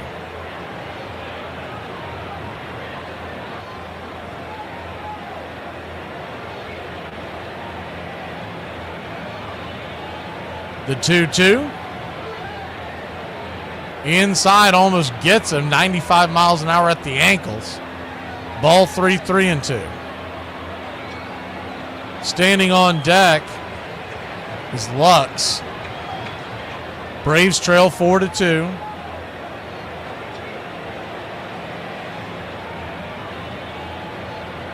Brings it. Caught looking strike 3. 96 sinker on the inner cut, and that'll end the inning. but not before Iglesias coughs up a 2-run shot. A hanger, a banger. We'll be back in a flash. Bottom of the 9th we go to see if we can steal one from the Reds. Mom, what's the vibe for tomorrow? What do you mean, what's the vibe for tomorrow? Except people are coming over, like, what are we doing? My family's coming over, your cousins, and we're going to have cocktails and So we're appetizers. drinking? Are we like drinking, or? What does that mean? Like, I don't want to drink unless we're blacking out. Oh, my God. Reardon delivers. There's a fly ball, deep left center field. Right looking up. He did it! He did it! Bob Horner has become the 11th player in baseball history to hit 4 homers in one game.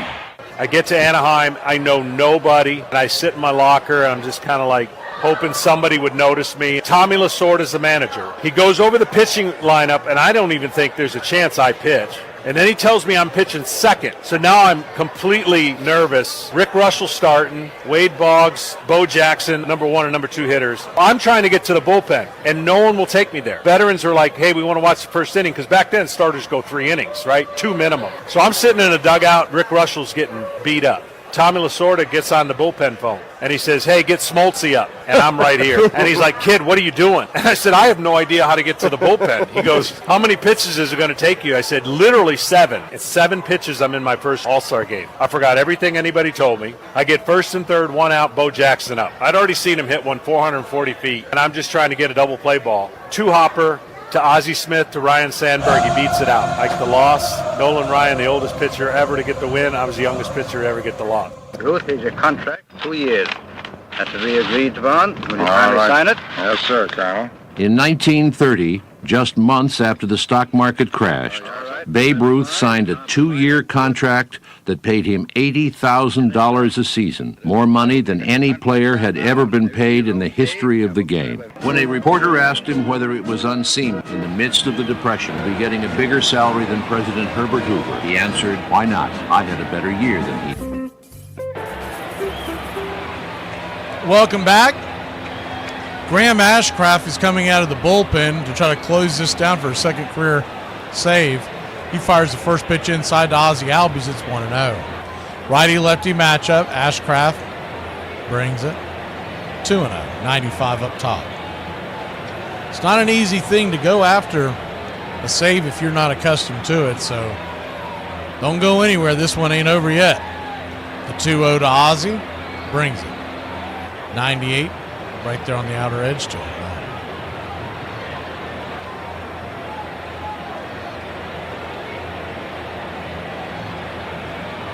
2-1 count. 3-1, 96 misses. On deck is Michael Harris II. Book of Eli is in the hole. 3-1, outside wide ball 4. So he'll head on down to first. Leadoff walk. He'll bring the tying run to the plate, and that's not nothing.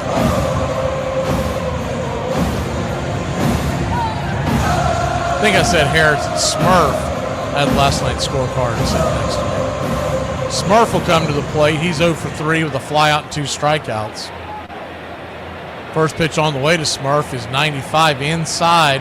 Touch off the plate, but called for a strike. It's 0-1. Eli White is on deck. Harris is in the hole.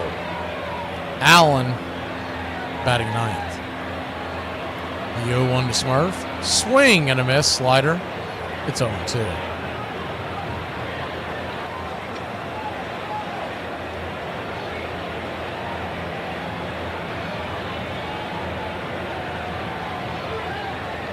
Oh-2 count.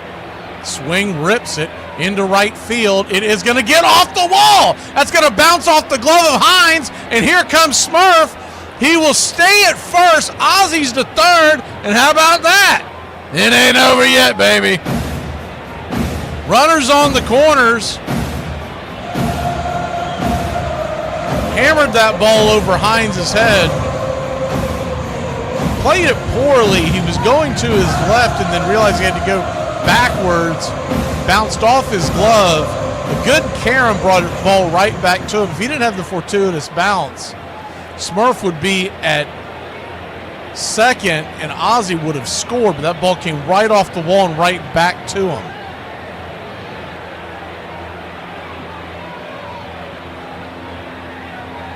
So that'll bring the pinch runner, Eddie Rosario, on for Smurf. They'll keep Baldwin on the bench. This game goes to extra innings. He'll take over at home plate. You could set up a double switch at some point, but we won't get ahead of ourselves. Runners at the corners, nobody out. Eli White, the batter. Got decent speed at first with Eddie Rosario. Good speed at third with Ozzie Albies. And Eli White, hey, the best news all night is that they didn't bring Eddie into pinch hit. First pitch on the way to Eli. He shows bunt. He pushes it, and that's going to score a run. That's going to score a run, and the runner's going to go from first to second. Eli will be out, but the Braves have taken it to a one-run lead. Now, how about that?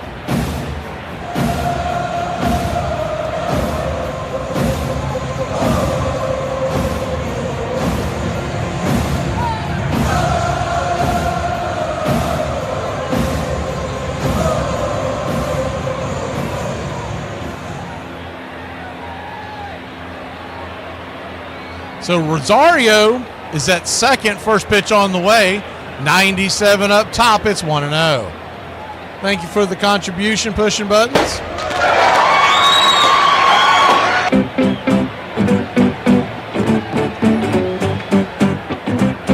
1-0. Right there on the intercut. 1-1.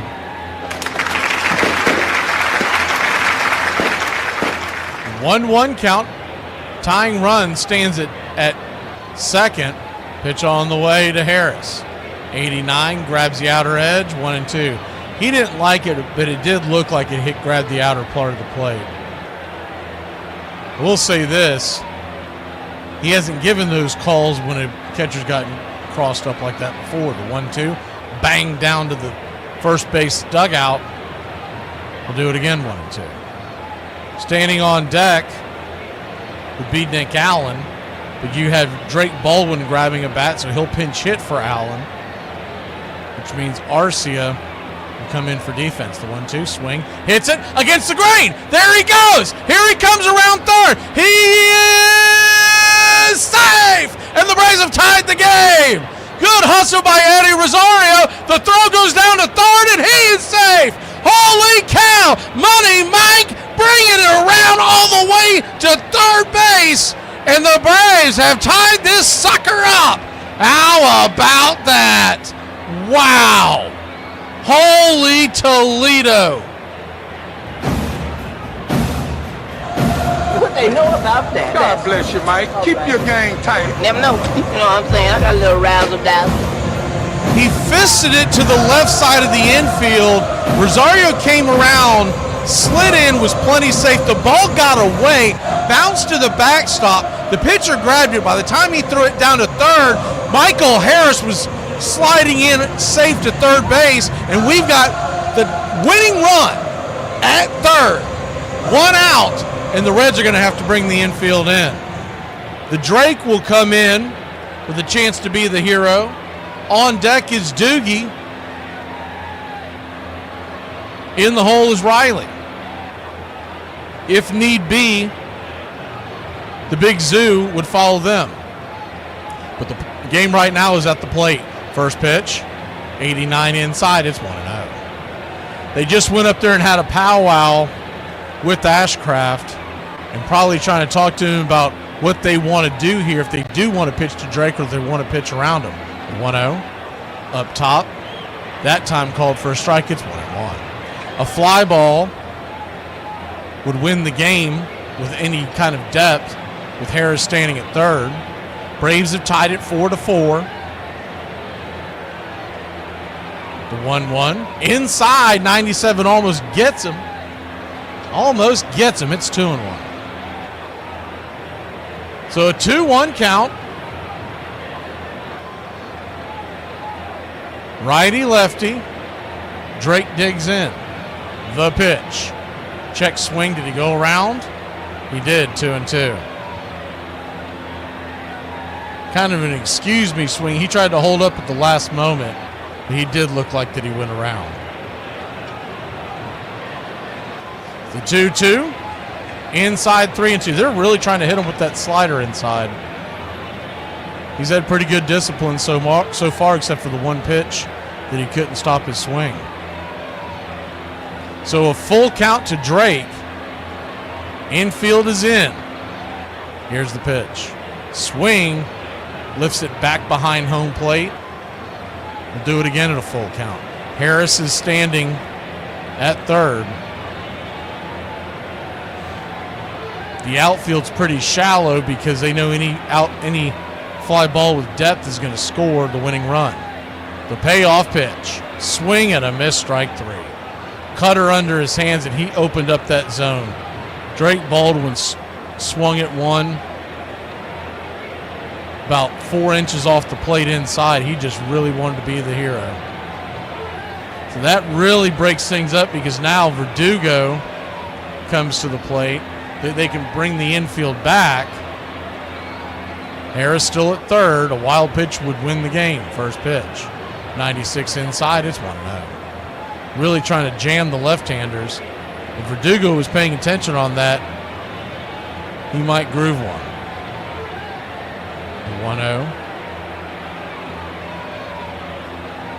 Brings it. Inside. Swing and a miss. Cutter. 1-1. Braves has come back to tie this one 4-4, bottom of the ninth. After a 2-run home run, gave the Reds the lead in the top of the ninth. The 1-1, swing and a miss. Good night, Irene. That cutter was around his ankles. If you're Ashcraft, do you throw anything else? I don't. He's been chasing that down around his knees. 1-2 count. Hopefully he just doesn't hit the right spot and Doogie can get to it. The 1-2. Up top, slider, 2-2. Infield is back and to the right. Braves 4, Reds 4, bottom 9.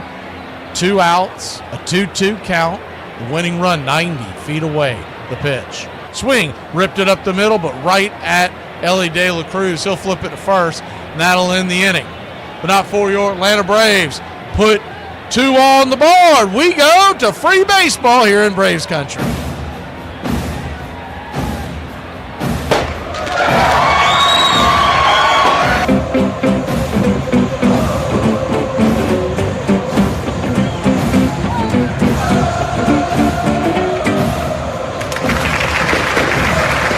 I kind of like the total package. They got effed up during shipping and handling. Hey, Braves country, I'm Mac McGee. Join us for Pitch by Pitch, Play by Play, the classic call of Braves country baseball. We're bringing you Atlanta Braves baseball all year long. Jump into our pregame show, Braves Country Today, just before first pitch. Stick around for the postgame show, Braves Country Tonight, where we will open up the phone lines and react to your calls or your comments all year long.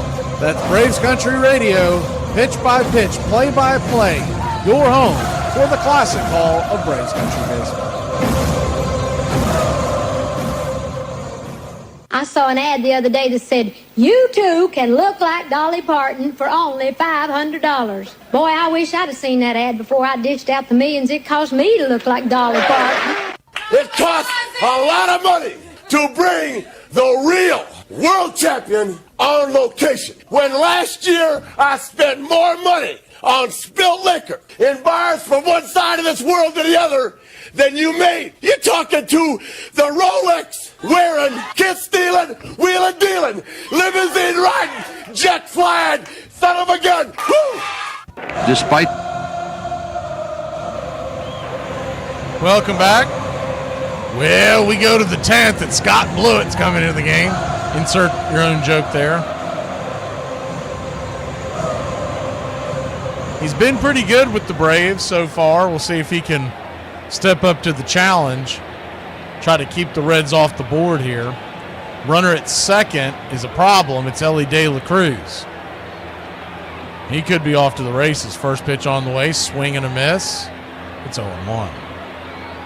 Baldwin is behind home plate as well, so you got to figure Ellie De La Cruz might be trying to take advantage of that. The 0-1, and Scotty B's got a long delivery as well. Pitch on the way. 96, right there on the outer edge. Slider. It's 0-2. Infield is back and to the right, playing Lux to pull. We're in the 10th inning, 4-4 your score. Scotty B comes set. The 0-2. Swing, chops it. Down the first base side.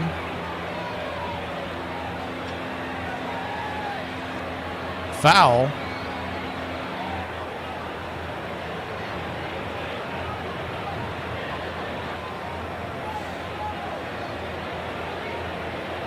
The 0-2. Turns around, spins towards second. See if he can catch Ellie De La Cruz with his hand in the cookie jar, but he wasn't even leaning. He just stepped back to the bag and touched it. The 0-2. Big right-hander brings it. Swing, chops it over towards Ozzie. Ozzie he's got to hurry. He'll get the runner at first.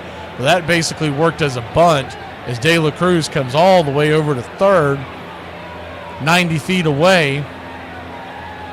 The tying run. And the infield will come in. Spencer Steer coming to the plate.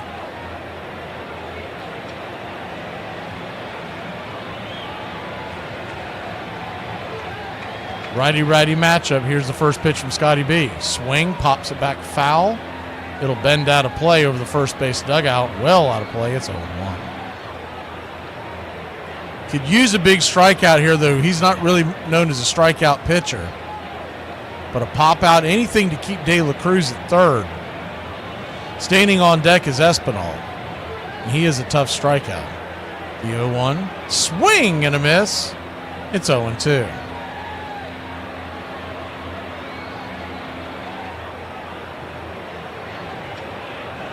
Oh-2 count.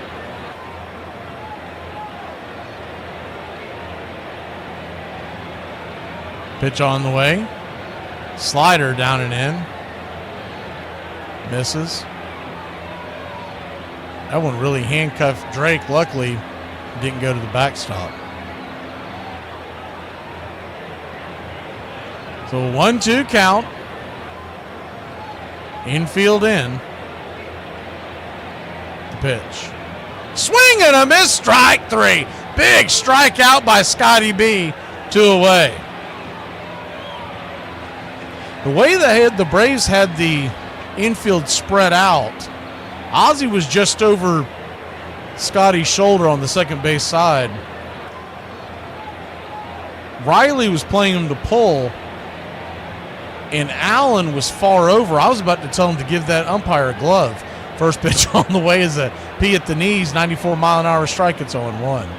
It almost looked like we had 5 guys on the infield if you just gave the umpire the glove. The 0-1 brings it.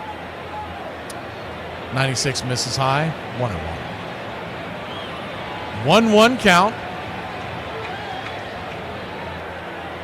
2 outs. The go-ahead run does stand 90 feet away.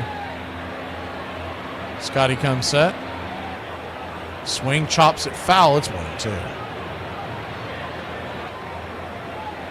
1 strike away getting out of this jam.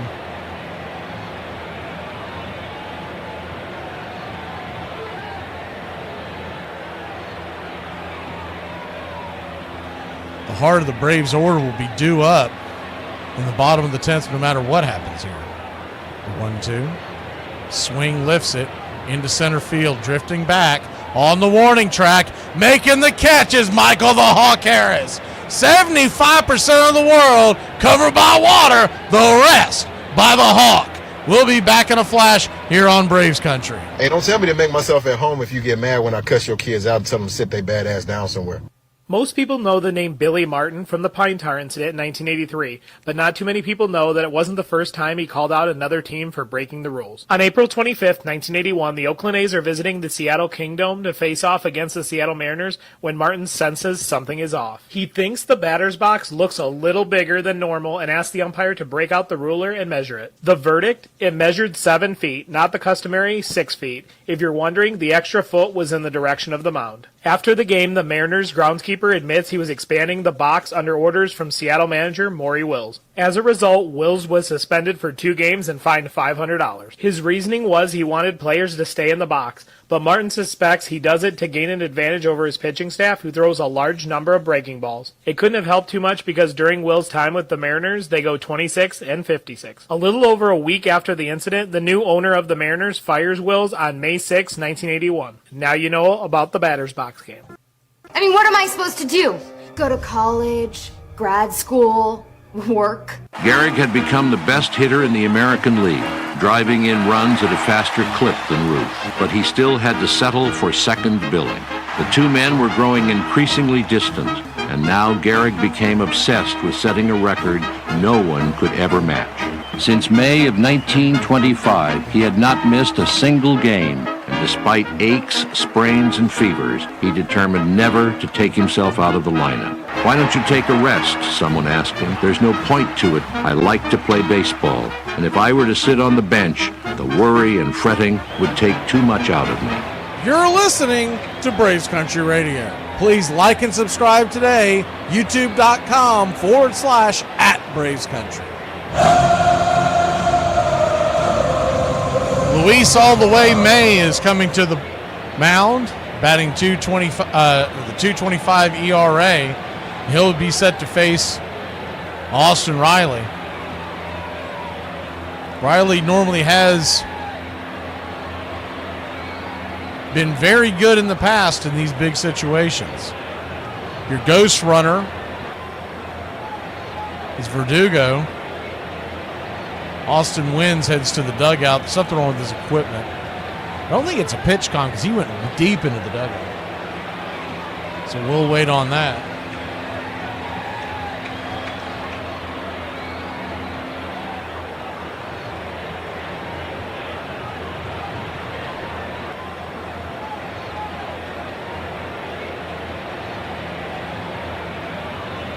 Right-hander May, we saw him earlier in the series. Throws some high heat. Here comes Austin Wynns. Had to have something to do with his glove because he's been bending that glove quite a bit, so maybe there was a rip in it in the other one. I don't know. So here we go. Righty-righty matchup. First pitch on the way to Riley. 99 inside. It's 1-0. Braves, 1 run wins this sucker. 4-4 tie, bottom of the 10th. Runner at second. The 1-0. Swing, chops it foul. Sinker on the outer edge. Chased a little bit off the plate. 1-1.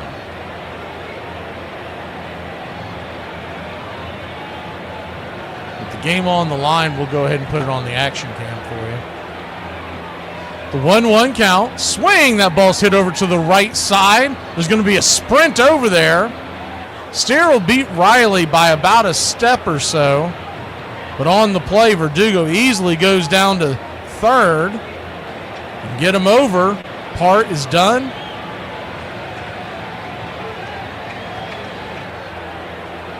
And Fairchild will have to try to get him in. He came in to pinch run for Ozuna. So he is the batter.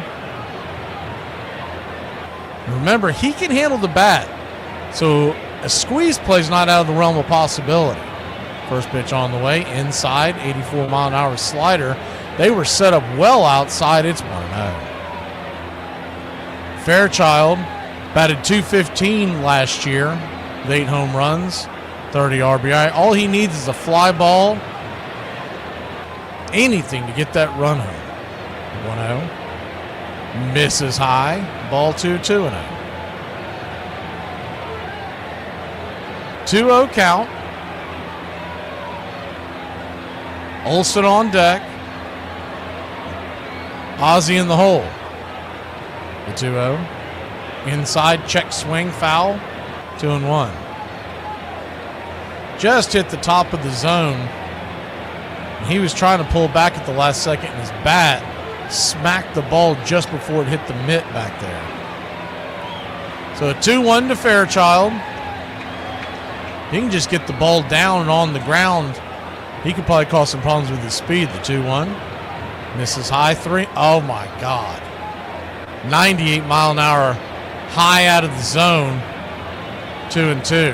Bad call. Home plate umpire Brian Walsh has not had a terrible night behind the plate, but he has missed some doozies. That is a terrible call and a terrible spot in the game. The 2-2. Swing, hits it back up the middle. Here comes the throw to the plate, and out is the call.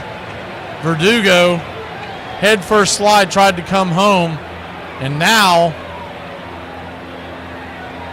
Weiss wants to see if he wants to challenge it. I don't think he does. The way his... No, he doesn't. He appeared to be out.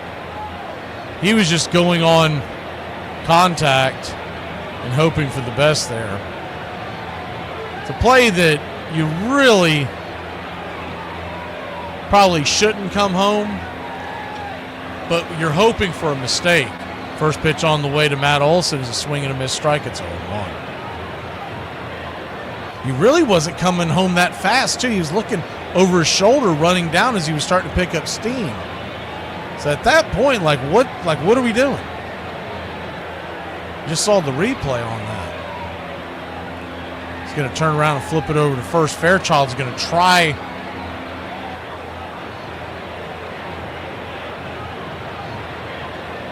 to hopefully get himself into scoring position. The 0-1 to Olson.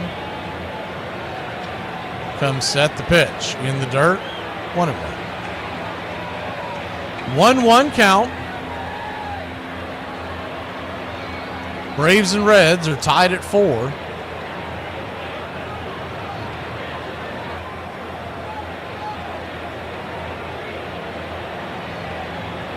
The 1-1 swing. Check swing, foul back behind home plate. 1-2. Braves down to their last strike in this inning. If you're playing the game over there with Fairchild, he's got to be thinking, all right, well, good chance an off-speed pitch is coming. Might as well go. Worst case scenario, Olson leads off the 10th. Pitch on the way, swing, chops it foul off his instep. We'll do it again. And Fairchild did go on the play.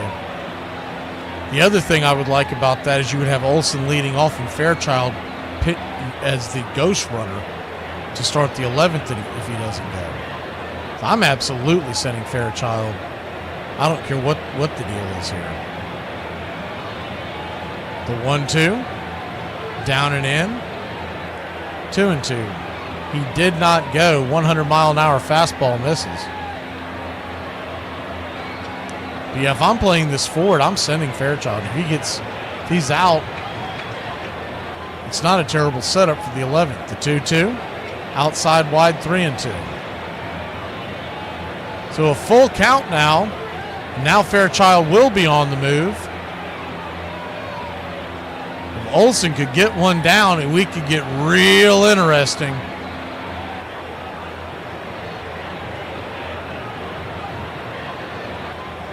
The payoff pitch from May. Olson digs in, brings it in the dirt, ball 4. So he will head on down to first. Fairchild to second. The winning run is in scoring position now. Ozzie Albies stands at the plate. Ozzie Albies 0 for 3. He did walk in the 9th and scored a run. First pitch on the way to Ozzie. Down and in. Misses. It's 1-0. Open stance from the left side. Sean Murphy is on, Orlando Arcia is on deck.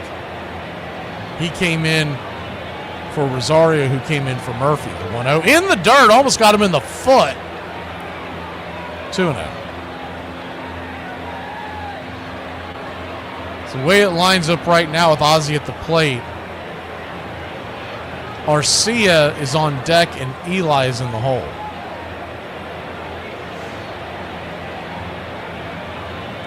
The 2-0 count. May comes set, his 18th pitch of the night. Swing, rattles it back foul, 99 miles an hour. It's 2-1. Anything that gets down, Stuart Fairchild can fly. It would take a picture-perfect play to stop him from scoring on a single. The 2-1. 99 right down the middle of the plate. 2-2. Deuce is wild. Game is tied at 4 apiece, but you got 2 on and 2 out. 2-2 count. Bottom of the 10th. Braves looking for another cardiac ending. The 2-2 swing, fouls it away. Chases 99 up and off the plate. We'll do it again. 2-2. The infield back and to the right to a huge hole down the left side. The 2-2 to Ozzie. The pitch. Swing. Fouls that 99 back.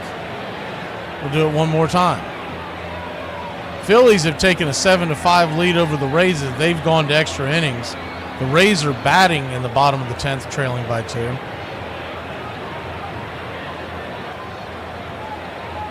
The 2-2. Ozzie digs in. Here's the pitch from May. Swing and a miss, strike 3. Chased another one. I mean, he just kept going further and further off the plate, and Ozzie kept swinging. We'll be back in a flash. Braves fail to take advantage of a golden opportunity in the 10th inning. My pronouns are USA. Who exactly started telling people that what birthday parties looked like in the 80s? First of all, we didn't have birthday parties in the 80s. We were lucky if our parents remembered our birthday. Growing up in Gen X, you had at least one birthday that your parents just completely forgot. Once in a while, there'd be a kid in your class who was having his birthday party at McDonald's. Your whole class was invited. Like, even the kid that eats glue that nobody likes got to come. We did not have the same McDonald's that kids have today. We had a slide that was the temperature of Satan's ass and this burger prison. And the floor was all these little rocks that would get in your shoe and like stab your foot. There was no point in taking it out because they were gonna get right back in there. You always had one stupid kid in your class that would just pick up like a handful of rocks and like zing them at your face. Nobody cared. Our parents weren't watching. It was anarchy out there. When it was time to eat, we would sit down and get our Happy Meals, and they'd be placed like right next to ashtrays because our moms just chain smoked Virginia Slims the whole time we were there. Number one best part of a McDonald's birthday in the 80s, unlimited orange drink. And if you were the kid that had that party, your status symbol in that elementary school went whoop. My family and other families in the South, religious families, would not allow us to play on Sunday. We had to go to church on Sunday, not play baseball. But they would have Saturday games at these churches out in the fields, and the whole community would turn out to see him play. It was the era of dress up.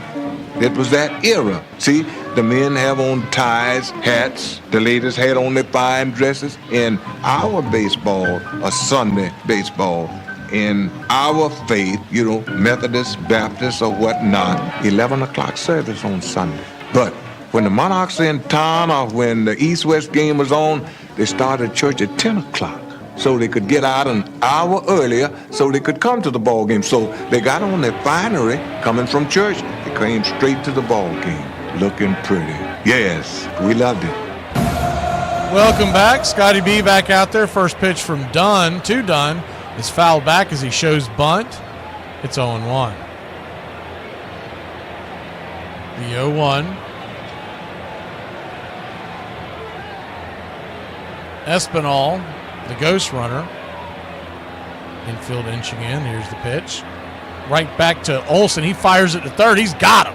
He's got him. A great play by Matt Olsen. He spun and fired a bullet to third. Riley tags him on the letters, one away. Wow. We usually only do this for offense, but that was a defensive gem. This is not watered down. This is Ice House. Ice House. Smooth as it gets. It caught Espinal by such surprise, he didn't even slide. He just kind of slowed down. He goes, oh, crap, I'm out. So runner at first and one out. Dunn's got speed, so you have to keep an eye on that. You know he's going to try to steal to make up for that. Braves ought to be thinking about that. Keeping an eye. Scotty B set to face Wins. Austin Wins, the third catcher of the night, to be in the lineup. First pitch on the way. Inside for a ball. It's 1-0. Infield is back into the left playing to pull. Huge hole down the right side as Olsen holds on the runner. The 1-0. Swing and a miss. Slider. It's 1-1. 1-1 count. If you're looking ahead to the bottom of the 11th, the good news about Ozzie is the 1-1 swing, lifts it high into center field. Should be an easy play for Harris. He makes the grab, 2 down. The good thing about Ozzie swinging at that bad pitch to end the inning, he's going to be the ghost runner. We know he can run. He will be on second and Arcia at the plate. But after that, you've got Eli and then you've got Harris. Baldwin would be after that, and then you go back to the top of the order if needed. Hines, who put a charge into a ball, made this a 2-run lead earlier in the game, could do the same here as he digs in. They're going to flip it over there to keep Dunn close by. Reese Hines hit a 2-run home run. He gave them a two-run lead in the top of the 9th. Braves tied it in the bottom of the 9th. Pitch on the way, runner goes. Here comes the throw, and he is out. Got him! And hopefully Ozzie's okay. He's looking at his wrist.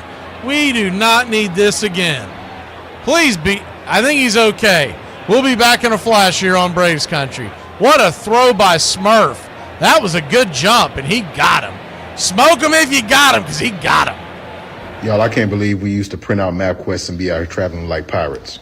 Hey, I can't search his car without warrant, dude. No, that's dude. You can't search your. Hey, dude, they can't search your car without warrant. You tell him, dude. What? You, dude. Hey, y'all, if y'all need a warrant to search his car, dude, I'll let you have one, dude. I got a whole bunch of warrants, dude. Yeah, bet you didn't know that, dude. I was trying to help you, dude. Yeah, dude, I got a whole bunch of warrants. Just run the plate.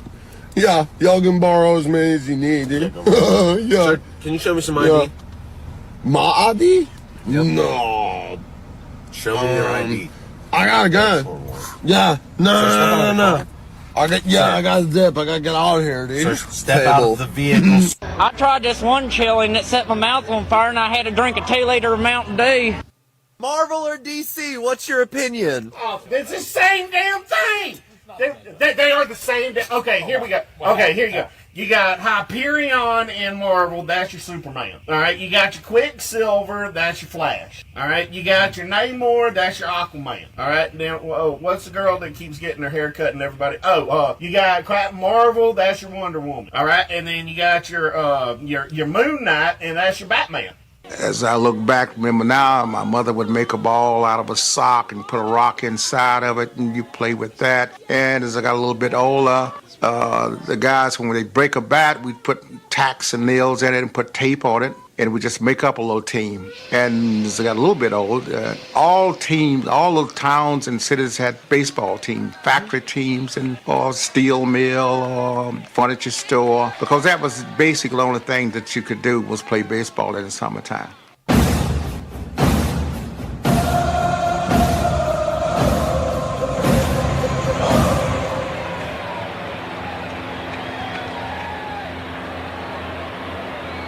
Cincinnati is challenging the out call.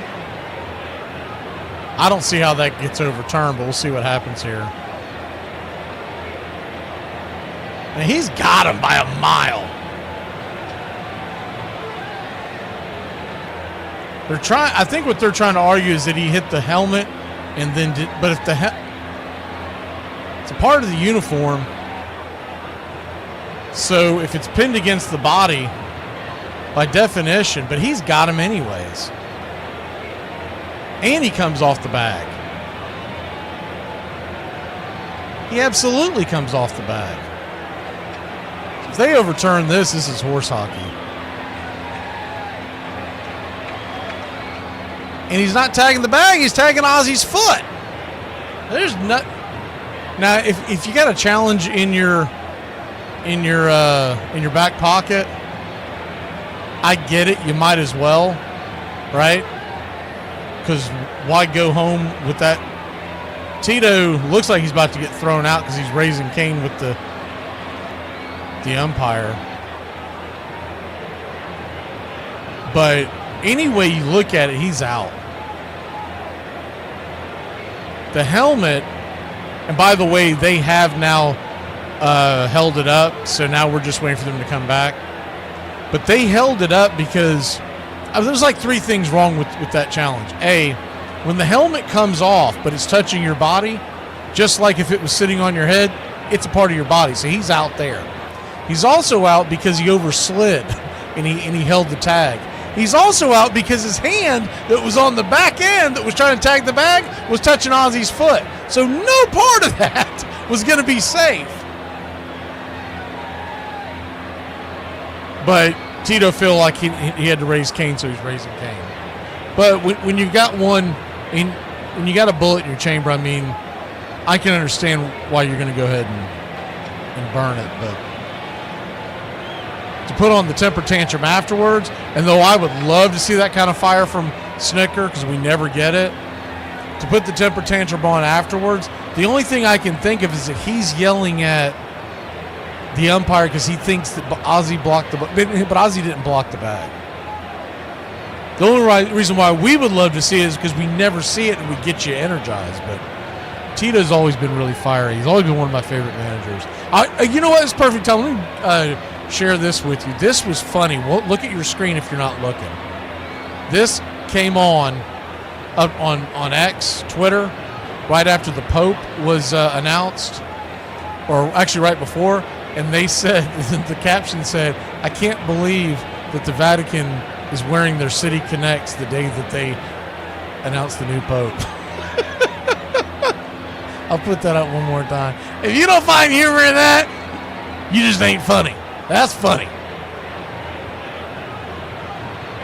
But anyways, he is out. They held up. The call is out. And I didn't see an update. It looks like Francona didn't get kicked out. He's still in the dugout. So the left-hander Taylor Rogers, who we saw last night, comes on, righty-lefty matchup. And bad bunt attempt by Arcia will be an easy pop-up out over in foul territory, one down. Ozzy, they're trying to get Ozzy over to third. He doinks a pop-up in foul territory. Ball was really close to the on-deck circle. That was a waste of an at-bat. Eli White now the batter. Ozzy at second. First pitch on the way. Inside, 93 mile an hour. It's 1-0. The only thing I'll say about that, Arcia has never been known to be a good bunter. You might as well let him try to just dribble one over the right side of the infield. Because if you're not a bunter, it's not as easy as it sounds. The 1-0. Down and in, 2-0. 2-0 count. Eli White, 1 for 3. To wind up the pitch. Outside, 3-0.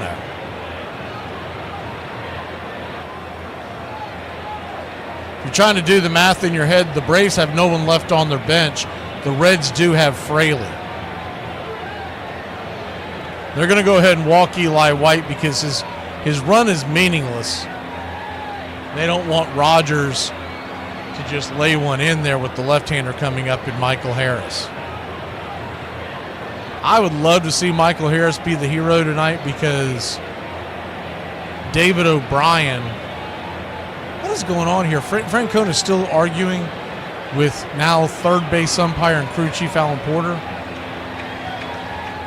I mean, throw him out already. There comes a point where this is overkill.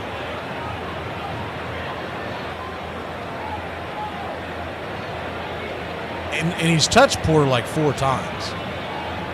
I don't know if Porter just has that much reverence for him. Okay, he finally did kick him out, I guess, because he just disappeared. Harris is 3 for 4. I'd love to see him be the one that walks this off, because David O'Brien of the formerly AJC, now writes for The Athletic. First pitch on the way, 93 off the plate. It's 1-0. The Athletic, if you haven't paid attention, they're now owned by the New York Times. But he did a drag piece on Harris, basically saying that, he's not living up to his contract. It's the 1-0. Right there on the outer edge, 1-1. And I don't think it's all Michael's fault. I think a lot of it has to do with the fact they keep screwing around, moving him up and down the lineup. You just let him get comfortable down there, he'll make it work. 1-1. High and inside, 2-1. Just feel like every time he's batting leadoff, he's squeezing the bat handle like sawdust, trying to make something happen where he's at the bottom of the lineup. He lets the game come to him. I might just be making that up in my head, but it's the way I feel. The 2-1, swing and a miss, sweeper, 2-2. Just seems like he has a lot more relaxed at bats on there. I'm not saying every single at bat. Baseball is the hardest sport in the world, but I'm just saying that it's on any given night, he's usually much better at the bottom of the order. The 2-2 in the dirt, 3-2. Standing on deck is Drake Baldwin, so another left-hander, which is why the Reds went to the lefty here in the 11th, trying to get a strikeout here. The ball would be huge because you would bring the winning run to third with 1 out. The payoff pitch, swing, chops it. Sinker just got a piece of it. Good job to stay alive there. We'll do it again. So a full count.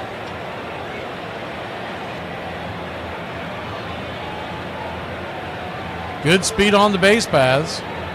The payoff pitch. Swing and a miss, strike 3. Nasty sweeper. Got him. 2 down. And this ghost runner hasn't made much of a difference, has it? We're 1 out away for going through 2 frames and the ghost runner not clearing on either one of these teams. Drake Baldwin digs in the first pitch. Right there at the knees. It's 0-1. The 0-1.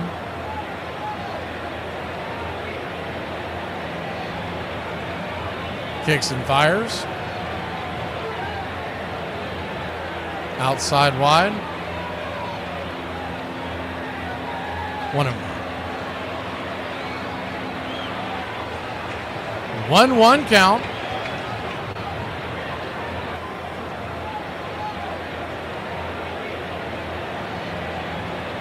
Brings it.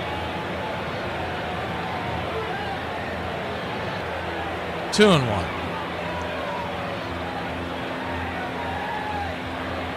Lefty-lefty matchup. Another left-hander standing on deck in Doogie. The 2-1. Oh, called for a wide strike. 2-2. Baldwin doesn't like it. He's going to call a timeout. Yeah, it was off the plate. It was close. It's a good frame back there by Wins, but 2-2 count. The pitch. Swing. Spoiled that one. Fouls it away. Drake Baldwin just looking for any kind of a bleeder, anything to get the ball down and get Ozzie home for the win.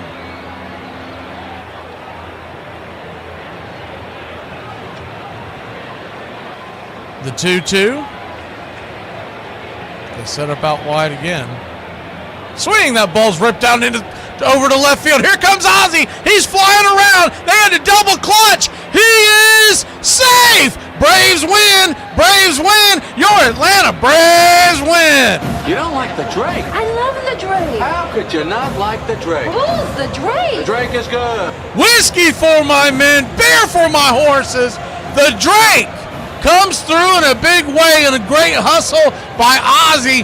What the hey? We'll go ahead and play him too. I'm the Wiz. I'm the Wiz. I'm the Wiz. I'm the Wiz, and nobody beats me. Braves win it 5-4. We walk it off here in the 11th. We'll do all the fun stuff on the post-game show. We'll be back in a flash, jumping on the other end here in just a second. Just gotta set it up.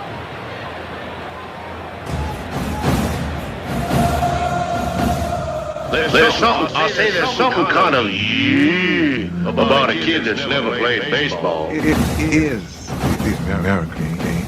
That's just what it is. And actually, I can feel like I'm 15 when I'm talking baseball. I'm watching baseball. This is it. It does this and do this to it brings you back.